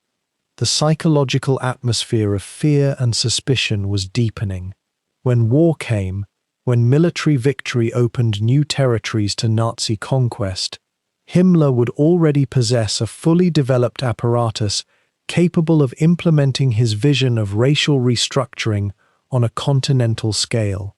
The Gestapo's transformation from a political police force into an instrument of totalizing ideological control was thus not merely a domestic security matter. It was preparation for something far more comprehensive and catastrophic. By 1937, Himmler's control over the Gestapo was absolute. The organization that had once been technically independent now served entirely at his discretion. Its officers, its informants, its entire machinery of arrest and interrogation had become extensions of his will. The psychological operation had succeeded completely. Germans lived in a state of permanent anxiety, knowing that the Gestapo's reach was everywhere, that denunciation could come from anyone, that resistance was virtually impossible. This was not merely police work. This was the active reshaping of society through fear, the elimination of civil society, the creation of a total state in which the distinction between crime and ideology had dissolved entirely. Himmler had looked at the problem of how to consolidate Nazi power over German society and created an answer that was bureaucratically elegant and spiritually monstrous. The Gestapo, transformed and unified under his command, became the visible instrument of that answer, the hand that enforced the ideology, the machinery that made terror systematic and total. When the Nazi regime seized power in 1933, concentration camps already existed in Germany, scattered, improvised, born from the chaos of political violence. They were not inventions of the Nazi state, but rather chaotic instruments of terror run by local SA commanders, party militants, and regional authorities who filled them with political prisoners, communists, socialists, and anyone deemed dangerous to the new order. These camps were brutal, yes, but they lacked coordination. They lacked system. They were the product of mob violence institutionalized, not yet machinery. Heinrich Himmler observed this chaos and saw opportunity. He understood what others failed to recognize, that true power did not rest in the spectacle of street violence, but in the quiet, methodical control of institutions. The camps were the key to transforming the Nazi state from a movement of thugs into an apparatus of total domination. And so Himmler began his work of reorganization, turning improvisation into infrastructure, fury into bureaucracy. By the middle of 1933, Himmler had already begun consolidating control over the Bavarian police apparatus, positioning himself as the guardian of internal security and racial protection. He looked at the scattered camps across Germany and saw not mere detention centers, but the foundation upon which a permanent system of terror could be constructed. The SA camps, run by street fighters and opportunists, answered to multiple authorities and operated without unified purpose. Himmler recognized that the SS, his SS, could monopolize this function, transforming these institutions into their exclusive domain. He began moving quickly, methodically, using his position and Hitler's tacit approval to absorb camp control into SS hands. The process was not dramatic. There were no spectacular confrontations, no moments of theatrical seizure. Instead, there was the slow, relentless replacement of one authority with another, the substitution of chaos with order, of competing power centers with unified command. By late 1933, the first SS-controlled camps were operating under Himmler's direct supervision, and he had begun drafting the organizational blueprints that would transform them into something entirely new. The nature of the camps transformed as Himmler assumed control. Under the SA, they had functioned primarily as holding pens for political prisoners, places where opponents could be beaten, intimidated, and sometimes released. They were weapons in an immediate political struggle, not permanent institutions. Himmler reimagined them as permanent fixtures in the Nazi racial state, places not merely to imprison, but to categorize, to segregate, to eliminate. He began distinguishing between categories of prisoners: the politically unreliable, the racially undesirable, the habitual criminals, the asocials. Each category required different handling, different treatment, different ultimate purpose. Some might eventually be released or reformed, others would remain indefinitely. Still others would be worked to death or killed outright. This categorization revealed Himmler's bureaucratic mind at work, his obsession with order and taxonomy transforming human beings into administrative classifications. The camps began to evolve from improvised torture sites into what Himmler conceived as correctional and eliminatory institutions, serving the racial purification of the German nation. Dachau, established near Munich in 1933, became the model upon which Himmler built his expanding network. Originally a munitions factory, repurposed as a detention center, Dachau operated initially under SA control, but quickly fell into Himmler's orbit. He appointed Theodor Eicke, a fanatical SS officer, as commandant, and Eicke proved to be precisely the kind of subordinate Himmler required: ideologically committed, organizationally capable, and utterly loyal to his superior's vision. Under Eicke's command, Dachau was reformed according to strict principles: barbed wire fences, guard towers, systematic record-keeping, rigid hierarchies among the prisoner population, routinized violence calibrated to discipline rather than merely satisfy sadism. Eche established the organizational model that Himmler would replicate across Germany. The camp as a self-contained world governed by absolute rules, where every aspect of prisoner existence, from wake-up times to work assignments to meal rations, was meticulously regulated. The camp functioned as both a proving ground for Himmler's theories of social engineering and a template that could be copied, refined, and scaled upward. Eicke became the architect of camp management under Himmler's direction, and his innovations spread throughout the expanding network. Throughout 1934 and 1935, as Himmler's power consolidated following the Night of Long Knives, the expansion accelerated dramatically. New camps opened at Sachsenhausen, Buchenwald, Flossenbürg, and numerous other locations across Germany. Each was staffed with SS officers vetted for ideological reliability and organizational competence. Each operated according to the systematized procedures that Himmler and Eicke had developed. Each fed into a centralized administrative apparatus controlled from Berlin. The camps were no longer random local initiatives, but rather components of a unified system, all answering to Himmler as the supreme authority. He established the Inspectorate of Concentration Camps as a dedicated administrative bureau, staffed with SS officers whose sole responsibility was ensuring that all camps operated according to standardized procedures, maintained proper records, and achieved their assigned purposes. This bureaucratic layer transformed the camps from chaotic regional fiefdoms into coordinated instruments of state power.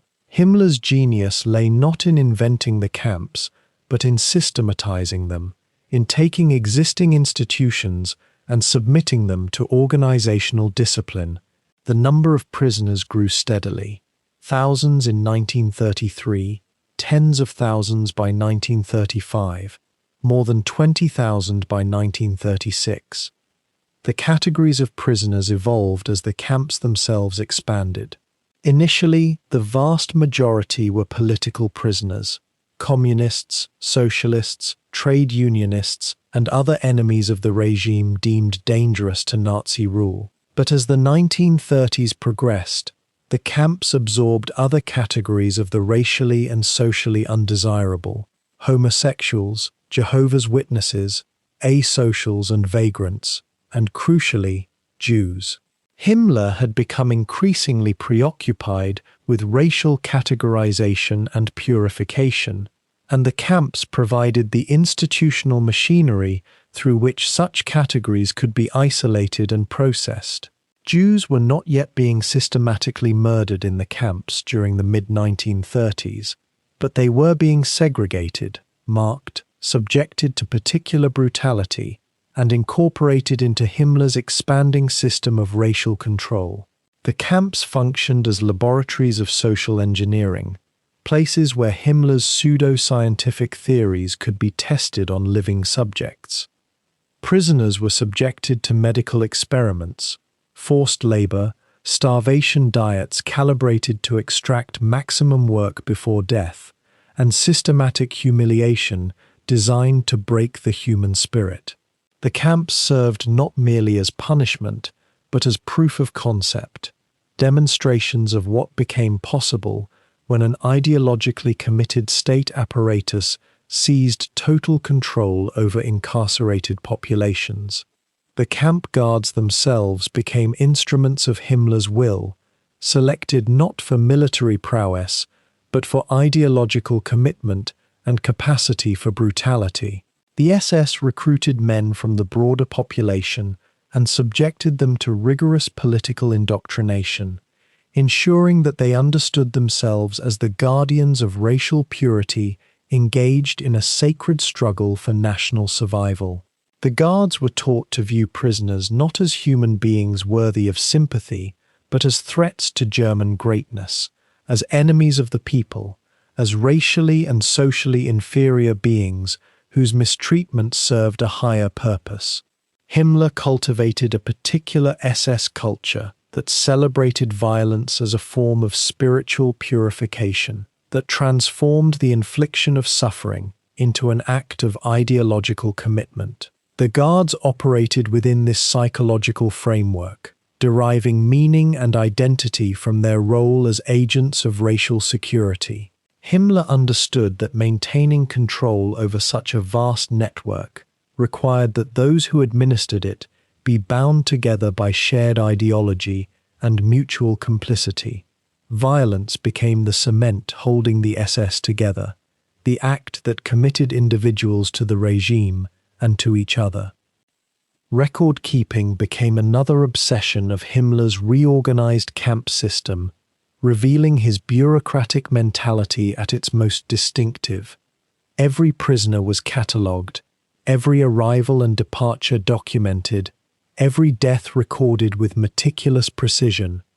Himmler demanded detailed reports from each camp commandant, detailing prisoner populations, work output, death rates, punishments administered, and administrative procedures. The camps generated mountains of paperwork, forms, ledgers, statistical summaries, correspondence between camp commandants and the Central Inspectorate. This documentation served multiple purposes. It allowed Himmler to maintain centralized control, to identify inefficiencies and mandate improvements, to track the movement of prisoners across the system, and ultimately to create an archival record of operations.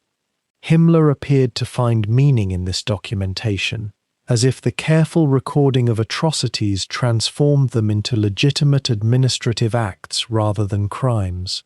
The camps became institutions of organized accounting, where mass suffering was translated into statistical reports and filed away in bureaucratic order. This fusion of violence and administrative rationality distinguished Himmler's camps from mere brutality. They were brutality rendered rational, systematized, and justified through the language of official procedure. The discipline within the camps reflected Himmler's obsession with order and hierarchy.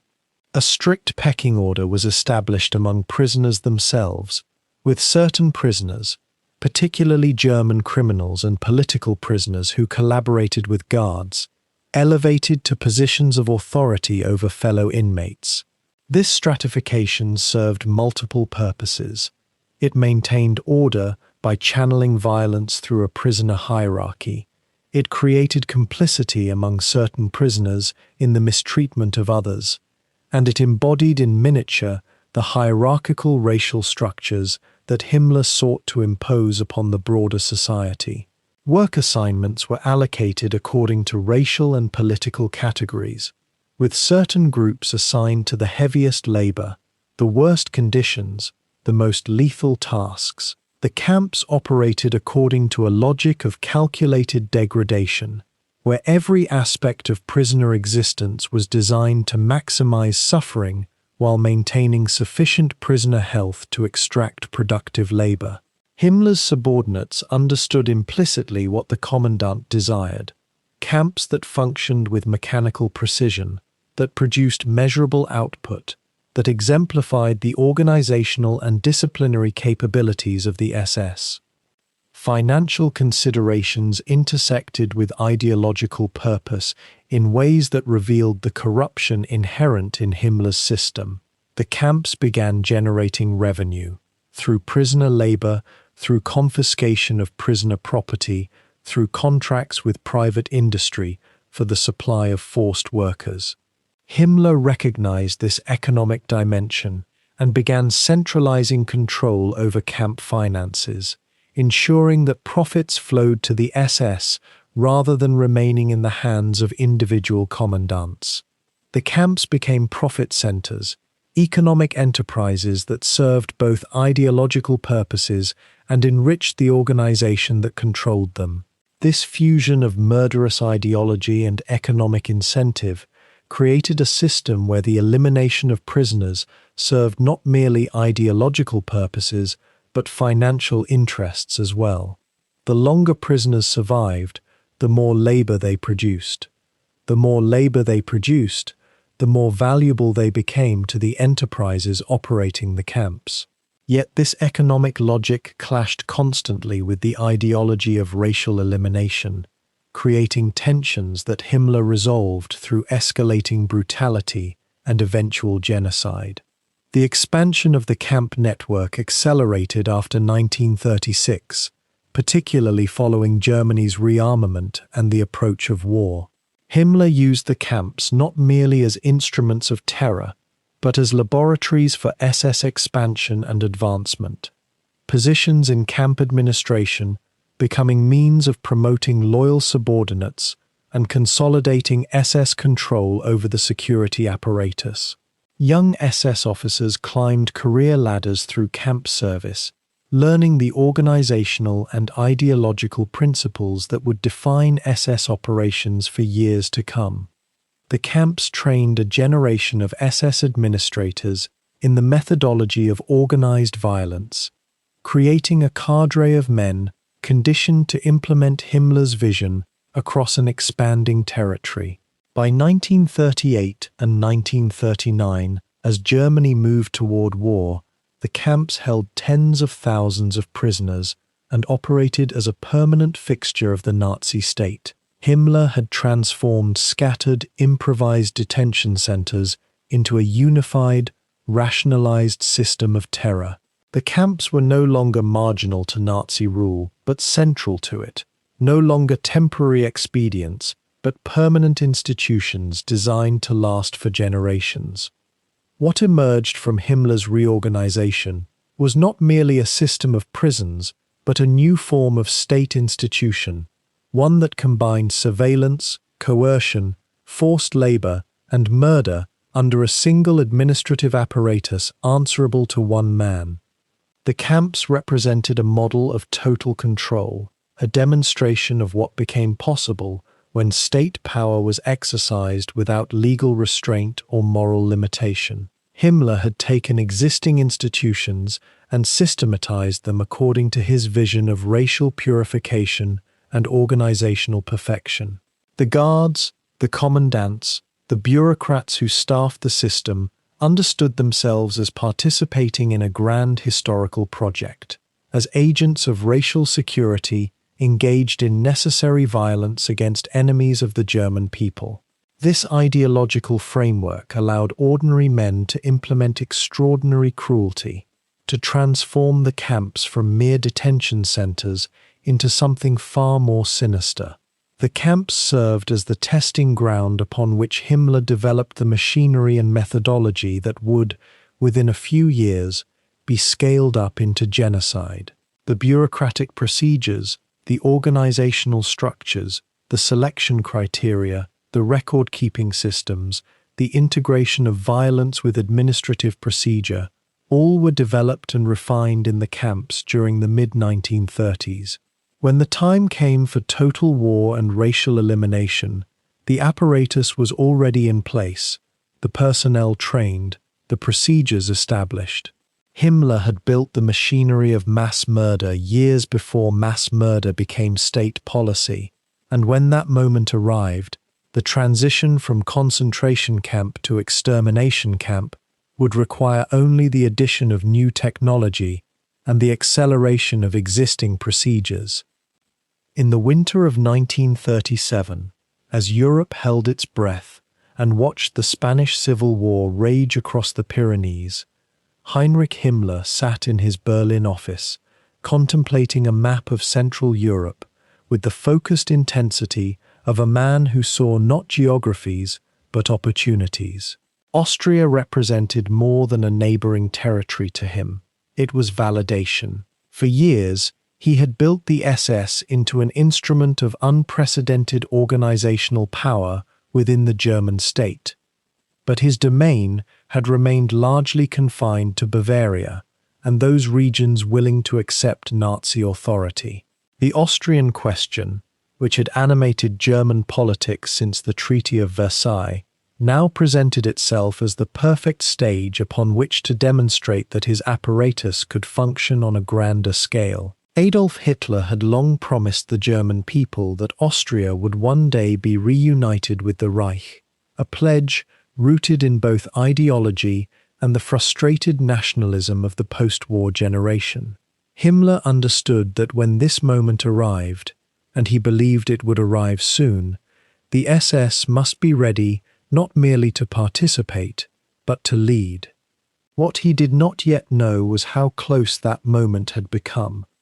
The actual machinery of the Anschluss, the union of Germany and Austria, was set in motion through diplomatic pressure rather than direct military aggression, though the threat of force hung perpetually in the background. In February of 1938, Hitler summoned the Austrian Chancellor Kurt von Schuschnigg to the Berghof, his mountain retreat, and subjected him to hours of browbeating and intimidation designed to force the Austrian government into submission.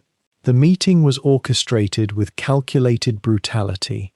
SS officers conspicuously present, military maneuvers conducted near the border, and Nazi agitators inside Austria growing increasingly vocal and disruptive. Schuschnigg, faced with this overwhelming pressure, and believing that Britain and France would not intervene to prevent German annexation, capitulated.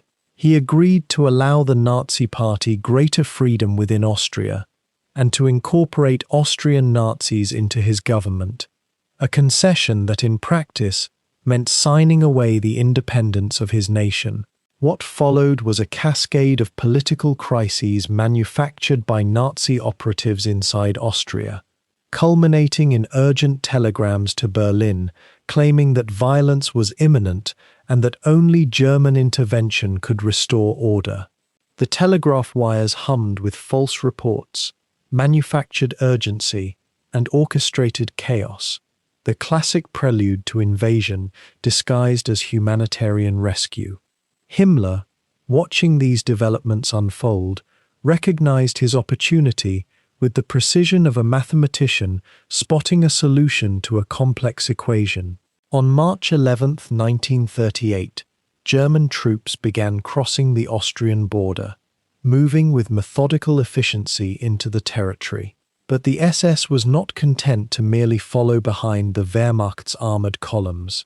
Even as the army drove forward to secure key military positions, Himmler had already dispatched his own forces, SS units, Gestapo operatives, and security police, to arrest suspected political opponents, seize government buildings, and establish Nazi control over the Austrian security apparatus. These operations did not wait for orders from local Wehrmacht commanders. They operated with the autonomous authority that only Himmler's direct command could provide. The expansion occurred not gradually, but almost instantaneously, as if the SS had been coiled like a spring, waiting for exactly this moment of release. What had taken years to accomplish in Bavaria, the slow consolidation of police powers, the subjugation of local institutions, the transformation of security apparatus from neutral bureaucracy into ideological instrument, could now be compressed into weeks within Austrian territory. The Austrian security police, traditionally an independent institution, became the first target of Himmler's organizational ambitions. These men, trained in conventional police work and accustomed to following the legal protocols of the Austrian Republic, now found themselves absorbed into the SS machinery almost overnight. Himmler dispatched his most trusted subordinates to Vienna and other major cities to oversee the transition, ensuring that loyalty oaths were sworn to the new order and that any elements deemed unreliable were removed from their posts. The Gestapo, which Himmler had so carefully cultivated as his instrument of terror within Germany, now expanded its presence into Austrian cities and towns, establishing new headquarters and recruitment offices with frightening speed. These were not military occupiers concerned with maintaining order through conventional means. These were ideological operatives tasked with restructuring an entire nation's security apparatus according to Himmler's principles. Former Austrian police officers were forced to attend SS indoctrination courses, learning the racial theories, the absolute obedience structures, and the ideological worldview that Himmler had instilled into his organization.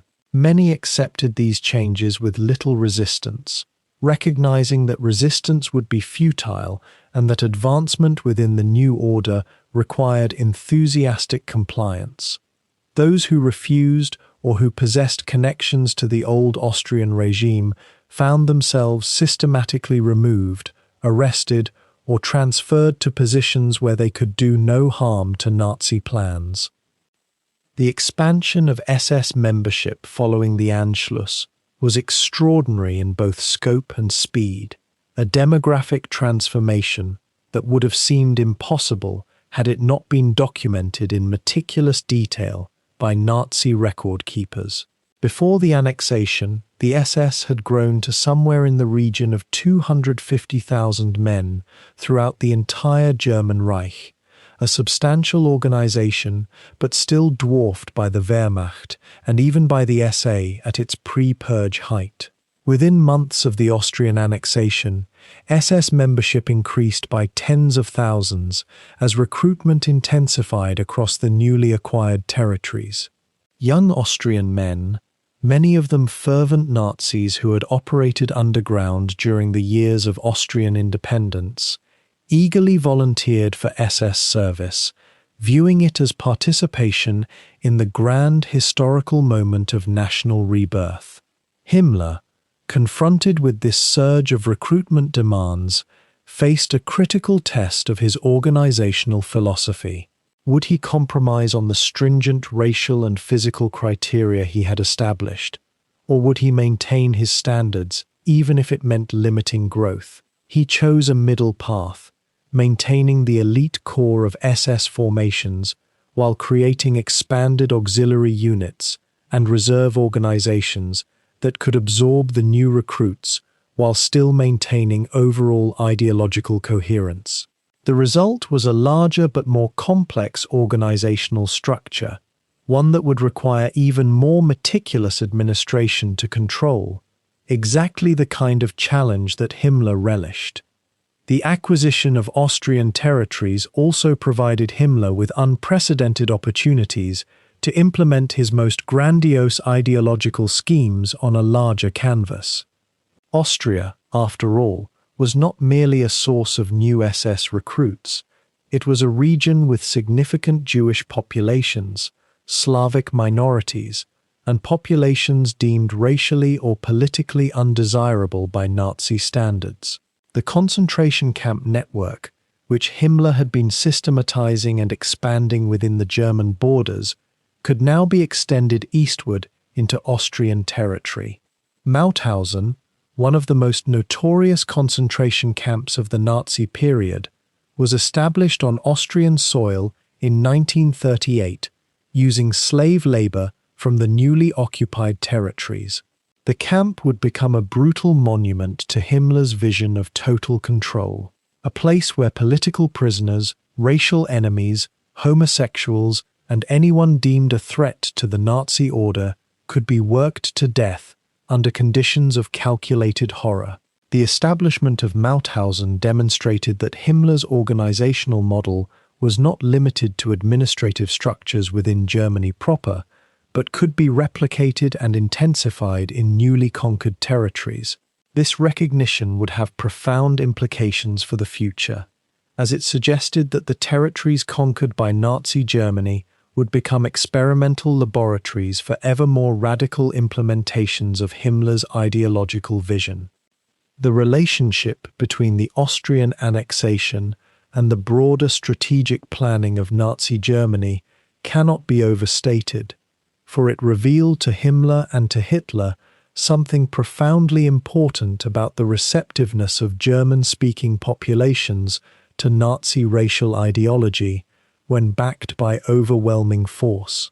The Austrian integration proceeded with far less organized resistance than many international observers had anticipated, suggesting to the Nazi leadership that the German population was not a limiting factor on their ambitions, that the real constraints on Nazi expansion would come from foreign powers not from internal dissent. This realization accelerated Hitler's already aggressive timeline for territorial expansion and emboldened Himmler to believe that his organizational systems could scale almost indefinitely as the Reich expanded.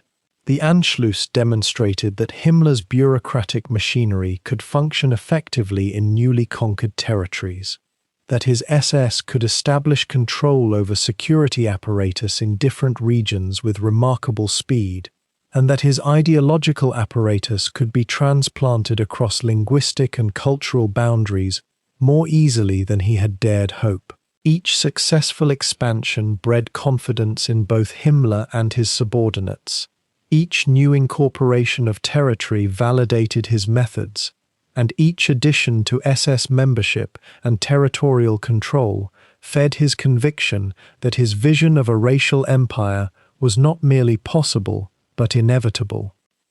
The Austrian operation also provided Himmler with valuable intelligence about the capacities and limitations of his organization when operating at expanded scale. The logistics of moving SS units into Austrian territory, of establishing new headquarters and communications networks, of training local recruits and integrating them into existing command structures, all of these presented problems that required solutions. Himmler's meticulous attention to organizational detail, his obsessive record-keeping, and his willingness to analyze failures and implement corrections proved invaluable during this transition. Unlike many military and political figures of his era, Himmler did not rely on intuition or charisma. He relied on systems, on protocols, on the careful documentation of procedures that could be replicated and refined.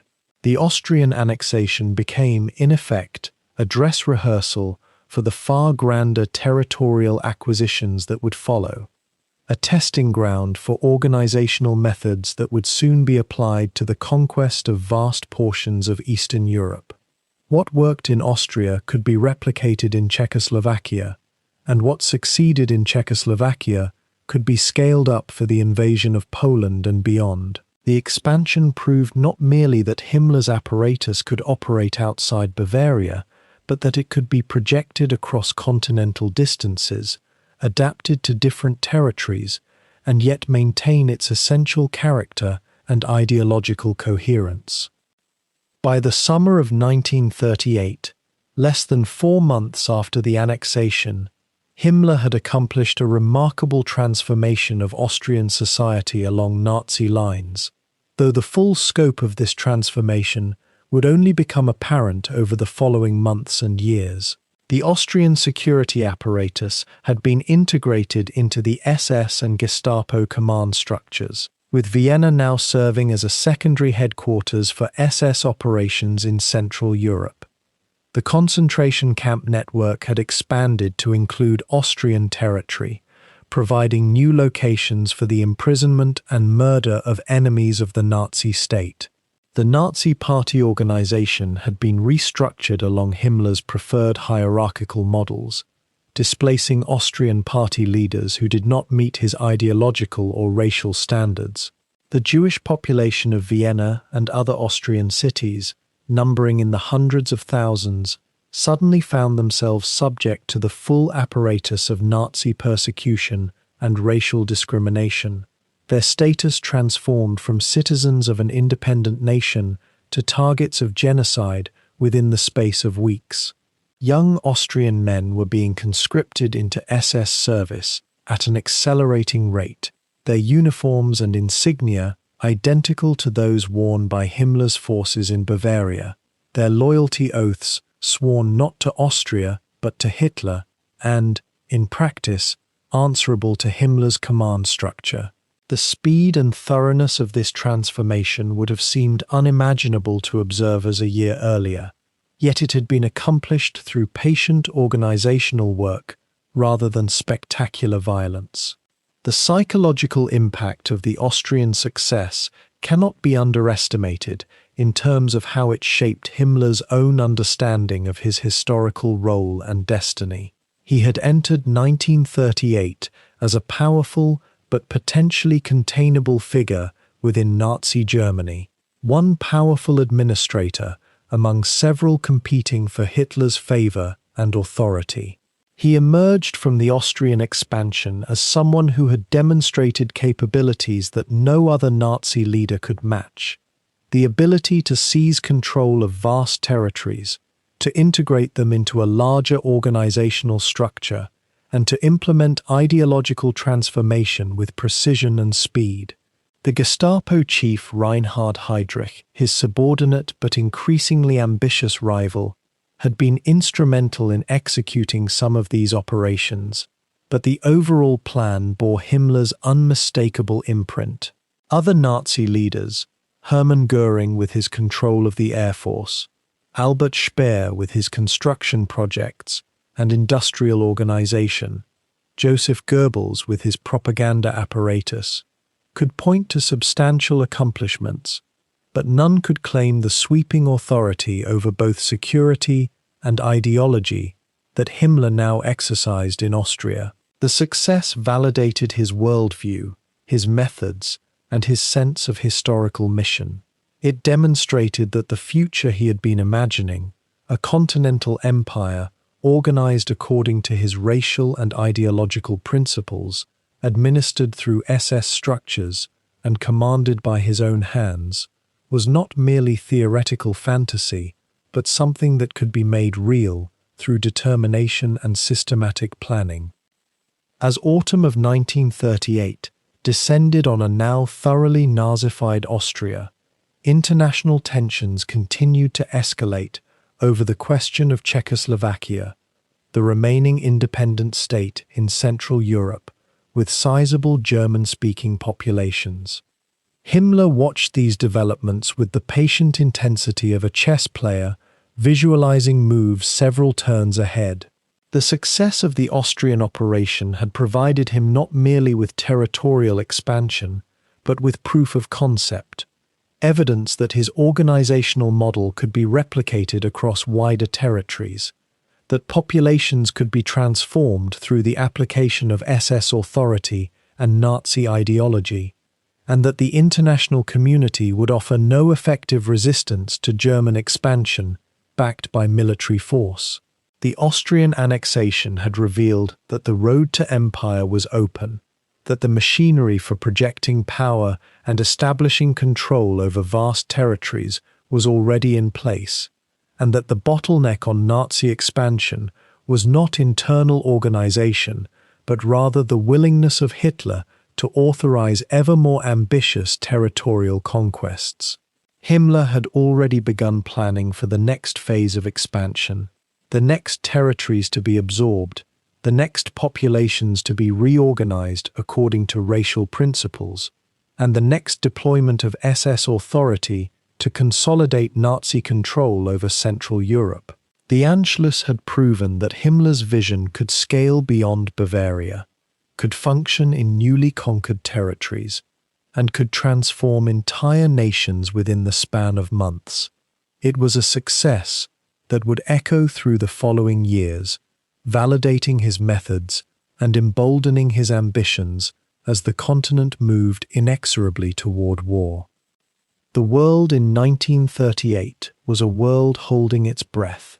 Across Europe, the machinery of diplomacy ground slowly, while the machinery of war began to turn. In Germany, one man understood this paradox better than almost anyone else. Heinrich Himmler stood at a threshold, watching the international order crumble, and seeing in that crumbling not catastrophe, but opportunity. For nearly a decade, he had built his organization in the shadows of party politics, carefully expanding its reach, while others squabbled over ideology and position. Now, as the certainty of conflict approached, Himmler recognized that everything he had constructed would either justify itself through victory or be buried beneath the wreckage of defeat. He chose to believe in victory with the fervor of a true believer, not because he trusted in German military superiority alone, but because he had convinced himself that history itself demanded what he was about to accomplish. The Anschluss, the Union of Germany and Austria, occurred in March of 1938, and it served as both a test and a proving ground for Himmler's ambitions. When German troops crossed into Austria, the SS moved in alongside them, but they were not there merely to maintain order or provide security for the Führer. Himmler's men swept through Austrian cities and towns with a specific purpose: to identify and arrest political opponents, to consolidate control over the Austrian police apparatus, and to absorb Austria's security infrastructure into the vast SS network that now stretched across Greater Germany. Within weeks, Austrian Gestapo became SS Gestapo. Austrian concentration camps became part of Himmler's coordinated system. What had been a separate nation was transformed into merely another territory under his command. The success of this operation vindicated Himmler's organizational philosophy and demonstrated to Hitler that the SS leader could execute large-scale territorial conquest and administration with precision and ruthlessness. For Himmler, Austria was not an end but a beginning. It proved that his model worked on a larger scale than Bavaria alone. As 1938 progressed toward its close, Himmler became increasingly preoccupied with something beyond the immediate political crises that consumed most Nazi leadership. While others debated whether Czechoslovakia would capitulate without war, while diplomats conducted their futile negotiations at Munich, Himmler was thinking about Europe itself, not Europe as it existed, but Europe as he believed it should be remade. In his mind, war was not merely a military conflict to be won or lost in conventional terms. War was an opportunity for racial reorganization on a continental scale. War was the crucible in which the new Europe would be forged. He began commissioning studies and planning documents, gathering his brightest SS planners and racial theorists to develop what he called settlement plans, blueprints for how conquered territories would be reorganized according to racial principles. These were not casual sketches or ideological fantasies. They were detailed architectural blueprints for cultural annihilation and ethnic displacement on a scope that had no historical precedent. The conversations between Himmler and his inner circle during this period reveal an obsession with meticulous planning that bordered on the pathological. He was not content to simply imagine conquest. He wanted every detail anticipated, every contingency prepared, every step justified through pseudo-scientific racial analysis. He would spend hours discussing how many Poles might be expelled from a given territory, where they would be relocated, which Poles possessed sufficient racial characteristics to be integrated into German society through a process he called Germanization. He drew up hierarchies of racial acceptability that applied to every population under German control. Some peoples were salvageable through selective breeding and cultural re-education. Others were simply surplus to his vision of the future. For Himmler, these were not abstract moral questions. They were administrative problems requiring administrative solutions. The very fact that he could reduce human populations to statistical categories, that he could contemplate the displacement or destruction of millions as one might plan the reorganization of a government office, reveals something fundamental about how thoroughly ideology had overwritten his capacity for moral judgment. By the autumn of 1938, Himmler was positioning the SS in Hitler's mind as something more than an internal security force. He was casting his organization as the ideological vanguard of the Nazi movement, the guarantor not merely of German victory, but of German racial survival. In speeches and memoranda, he began arguing that the forthcoming war would be fundamentally different from previous conflicts. It would not be a conventional struggle between armies over territorial boundaries. It would be a total war for racial survival, a conflict in which the SS must play a leading role not as soldiers following orders, but as ideological warriors, enforcing the racial principles that alone could justify German victory. This rhetoric served multiple purposes simultaneously. It elevated the SS above the Wehrmacht, suggesting that military victory would be meaningless without ideological and racial victory. It provided Himmler with intellectual justification for expanding SS power and resources, and it prepared the ground for the horrors that would unfold once war began, by establishing in advance that this would be a war without mercy, without conventional rules, a war in which mass killing could be rationalized as racial necessity rather than criminal brutality. The Munich Agreement in September of 1938 should have been a moment of triumph for Himmler. Through a combination of intimidation and diplomatic pressure, Hitler had seized the Sudetenland without firing a shot. Germany's borders had expanded dramatically. The Wehrmacht had proven its capacity to intimidate European diplomacy. Yet Himmler was not satisfied. For him, Munich represented merely an interruption in the inevitable march toward total war. He recognized that Hitler's diplomatic victories, while impressive, had left the broader racial and territorial reorganization of Europe incomplete. There remained tens of millions of people whom Himmler viewed as racially incompatible with his vision of a renewed German-dominated Europe. There remained vast territories that he believed must be conquered, reorganized, and repopulated according to racial principles.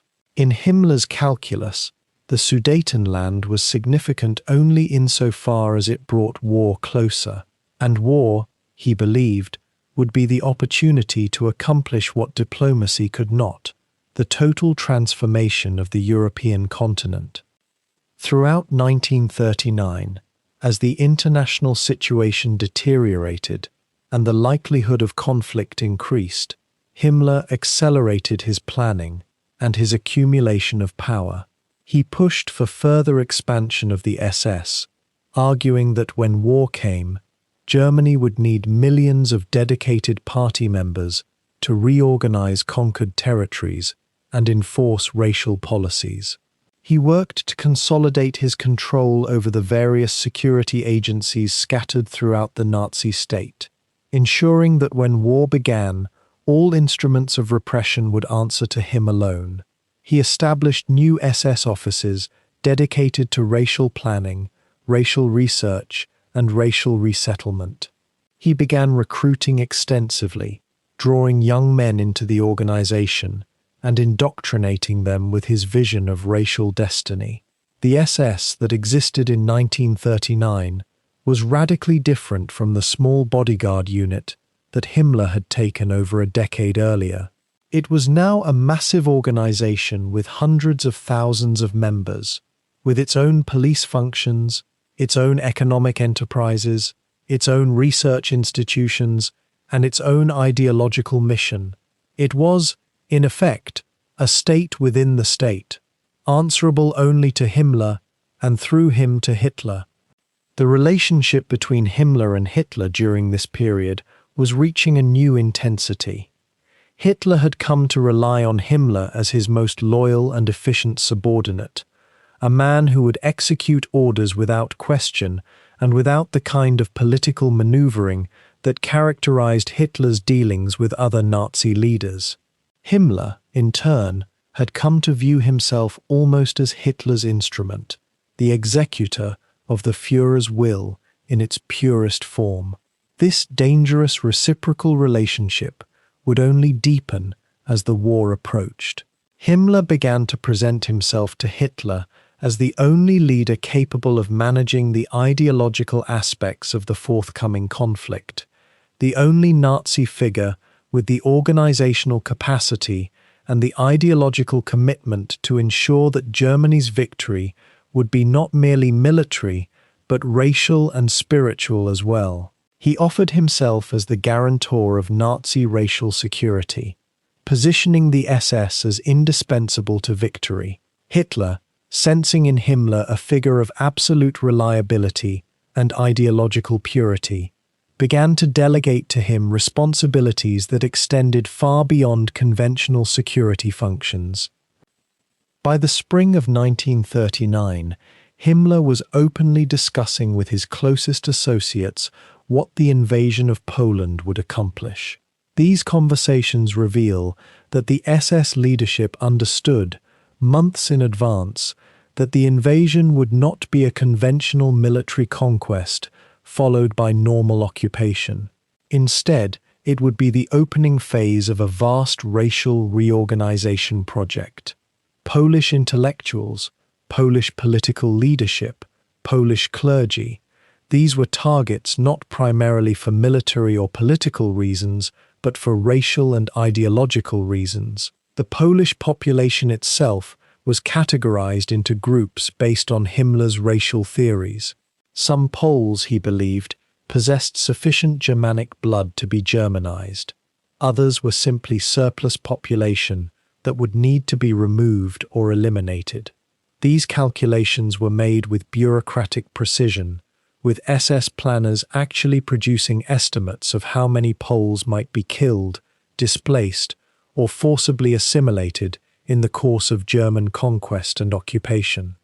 The fact that these plans existed months before the invasion, that they were discussed and refined and passed between various SS offices, demonstrates that Himmler's vision of war was not spontaneous brutality, but carefully planned atrocity. The ideology that animated these plans was a grotesque distortion of racial theory, a pseudo-scientific framework that Himmler had been developing and refining throughout the 1930s. He had come to believe, with absolute certainty, that humanity could be categorized into racial hierarchies, that these hierarchies were scientifically measurable through physical characteristics and genealogical analysis, and that human destiny was fundamentally determined by racial belonging. Under this ideological system, Germans represented the highest racial category, with particular Germanic tribes and certain blood types representing the supreme expression of human potential. Other European populations occupied lower rungs on this racial ladder. Non-European peoples occupied even lower positions. Jews occupied a unique and paradoxical position in Himmler's racial thinking. They were categorized as the ultimate racial enemy, an infection that must be purged to prevent racial contamination. This ideology was not merely Himmler's personal obsession. He had worked systematically throughout the 1930s to embed it within SS training, SS doctrine, and SS culture. By 1939, thousands of SS officers and men had been educated in and indoctrinated with these racial theories. They had learned to see the world through Himmler's racial lens, to understand history as racial struggle, and to view warfare as racial conflict. What made Himmler's racial ideology particularly dangerous was precisely the fact that he combined it with meticulous administrative efficiency. He was not content to simply believe in racial theories or to express them in abstract ideological terms. He wanted to create the organizational machinery to implement these theories in concrete form, to transform abstract racial thinking into actual policies affecting millions of people. The Race and Settlement Office that he had established was not merely a propaganda organization or a theoretical research institute. It was a functioning bureaucracy with actual power to make decisions about which people would be classified as racially acceptable, which people would be permitted to marry and have children, which people would be subject to forced sterilization or other biological measures.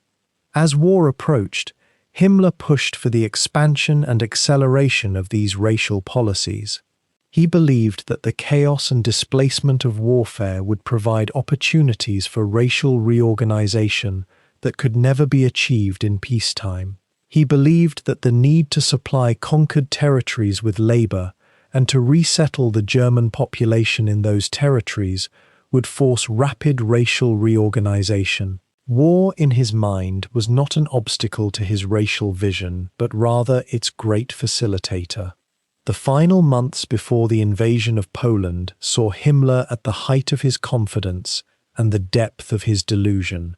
He believed that history was on his side, that the ideological and racial forces he represented were destined to triumph, that the forthcoming conflict would vindicate all of his organizing principles and prove the correctness of his racial worldview. He had cultivated in himself and in the SS an absolute certainty that they were not merely serving Germany, but serving history itself, serving a grand racial destiny that would determine the future of the human species. He had surrounded himself with yes-men and ideological fanatics who reinforced this worldview constantly, who competed with each other to demonstrate their absolute commitment to Himmler and to his racial vision. He had built an organization that was prepared to execute any order without hesitation, that had been trained to view cruelty not as a moral failing, but as a sign of ideological commitment, that had been indoctrinated to believe that their historical mission superseded all conventional moral consideration. By September of 1939, when German forces crossed into Poland, Himmler was ready. The planning was complete. The SS was mobilized. The machinery for racial war was prepared. All that remained was to begin.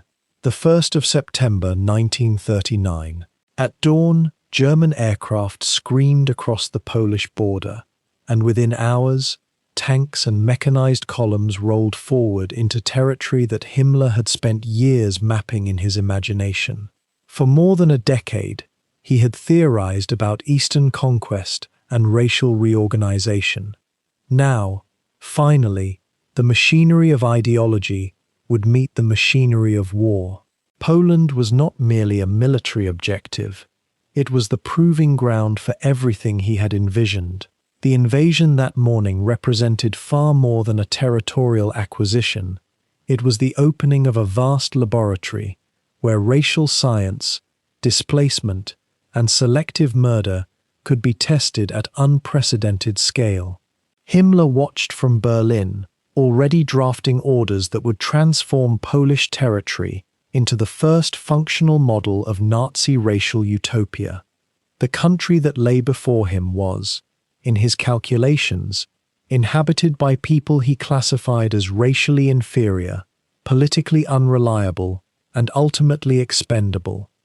His vision now had both ideology and power behind it. Within days of the invasion's commencement, Himmler deployed specialized SS units into Poland with explicit instructions that bore no resemblance to conventional military operations. These were not occupying forces meant to maintain order. They were racial death squads, operating under the loose umbrella of military necessity. The Einsatzgruppen, mobile killing units, moved behind the advancing Wehrmacht columns, tasked with the liquidation of Polish intellectuals, clergy, political leadership, and anyone deemed a threat to Nazi racial dominance. Himmler personally authorized these operations, sometimes through direct orders carried by his subordinates, sometimes through written directives that maintained a veneer of bureaucratic neutrality while describing systematic murder. The precision of these killings reflected his obsessive need for documentation and control. Lists were compiled, names were recorded, deaths were catalogued. The machinery of genocide operated not in the shadows, but within the administrative framework of the occupation itself. For Himmler, this was not darkness conducted in secrecy. It was policy implemented through proper channels. The displacement of Polish civilians represented the second pillar of Himmler's racial restructuring plan. As military victory consolidated, the SS began forcibly removing Polish populations from territories designated for German settlement and racial renewal. Entire villages were emptied at gunpoint. Families were separated, loaded onto trains, and transported westward into the interior of occupied Poland, where they were deposited with minimal resources in already overcrowded regions. The goal was methodical: clear the most valuable agricultural and geographic territories of their current population and replace them with ethnic Germans brought in from elsewhere in Europe. This was not chaos or random violence. It was systematic depopulation conducted according to racial categories and geographic calculations. Himmler oversaw this operation personally, receiving reports on numbers displaced, territories cleared, and settlement progress. For him, the human cost registered only as a logistical variable, a problem of transportation and accommodation rather than a matter of human suffering. The scale was staggering. Hundreds of thousands of Poles were uprooted within months. The intellectual elite of Poland became a particular target of SS elimination operations during this period. Teachers, professors, lawyers, doctors, and clergy were rounded up and executed in calculated purges that lasted months. Himmler understood that the creation of his racial order required not merely the physical occupation of territory, but the destruction of the institutional and intellectual structures that might organize resistance. Polish culture, Polish identity, Polish institutions, all had to be systematically dismantled. The killings of intellectuals were not spontaneous acts of war, but deliberate exterminations designed to decapitate the nation's leadership class. Secret orders circulated through SS channels, identifying target categories and authorization procedures. Himmler approved these operations with the same meticulous attention he brought to administrative matters.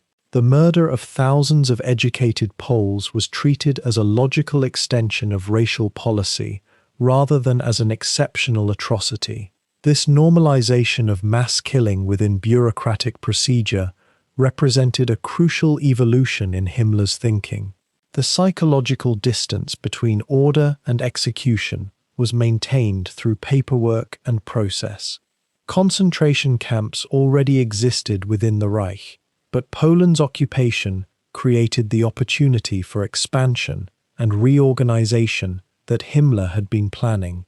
Existing camps were expanded, and new installations were constructed specifically designed to hold and control displaced populations. Unlike the camps within Germany, which maintained some pretense of legal procedure, the Polish camps operated under purely arbitrary Nazi authority with minimal external oversight. Prisoners were sorted by racial classification, political category, and perceived utility. Those deemed capable of labor were separated from those classified as economically unproductive. The camp system became the institutional framework through which Himmler's racial theories could be tested and refined. Deaths occurred from starvation, disease, exposure, and deliberate execution. The camps became training grounds for SS personnel, where the mechanisms of mass murder could be perfected and normalized. Guards and administrators learned to regard the systematic killing of thousands as routine procedure. Himmler personally inspected several camps, examining their operations with the same clinical detachment he brought to poultry breeding decades earlier. The concept of Lebensraum, living space, that had animated Nazi ideology for years now manifested in concrete territorial reorganization under Himmler's supervision. The SS established German settlement colonies in cleared Polish territory, bringing in ethnic Germans who would form the racial foundation of the new Eastern Order. These settlements were not left to chance, but were meticulously organized according to Himmler's racial and ideological specifications. Selected settlers were propagandized with visions of agricultural plenty and racial destiny. They were told they were the pioneers of a new Germanic civilization, the vanguard of a 1,000-year Reich. The romantic mythology surrounding these settlements masked their actual function. They were garrison points in an occupied territory, physical manifestations of racial dominance, and monuments to ethnic displacement. Himmler took personal pride in the agricultural production of these settlements, treating them as proof that his racial theories could generate practical benefit. The settlements required constant SS security and organization, which further entrenched Himmler's control over the occupied territories. The psychological transformation of the SS during the Polish campaign was profound and largely irreversible. Men who had been police, administrators, and ideological functionaries were now participating directly in large-scale murder operations. The initial hesitations and moral discomfort that some officers expressed were systematically overcome through a combination of ideological reinforcement, peer pressure, and the normalization of violence. Himmler understood that perpetrators needed to be gradually desensitized to their actions. Therefore, the killings began with targeted executions of specific categories, then expanded in scope and randomness. Officers were rotated through different units to ensure broad participation in atrocities. By involving thousands of men directly in murder, Himmler created a constituency invested in the continuation and escalation of these policies. Shared guilt became a form of organizational adhesive. The SS was being transformed from a political police force into an instrument of systematic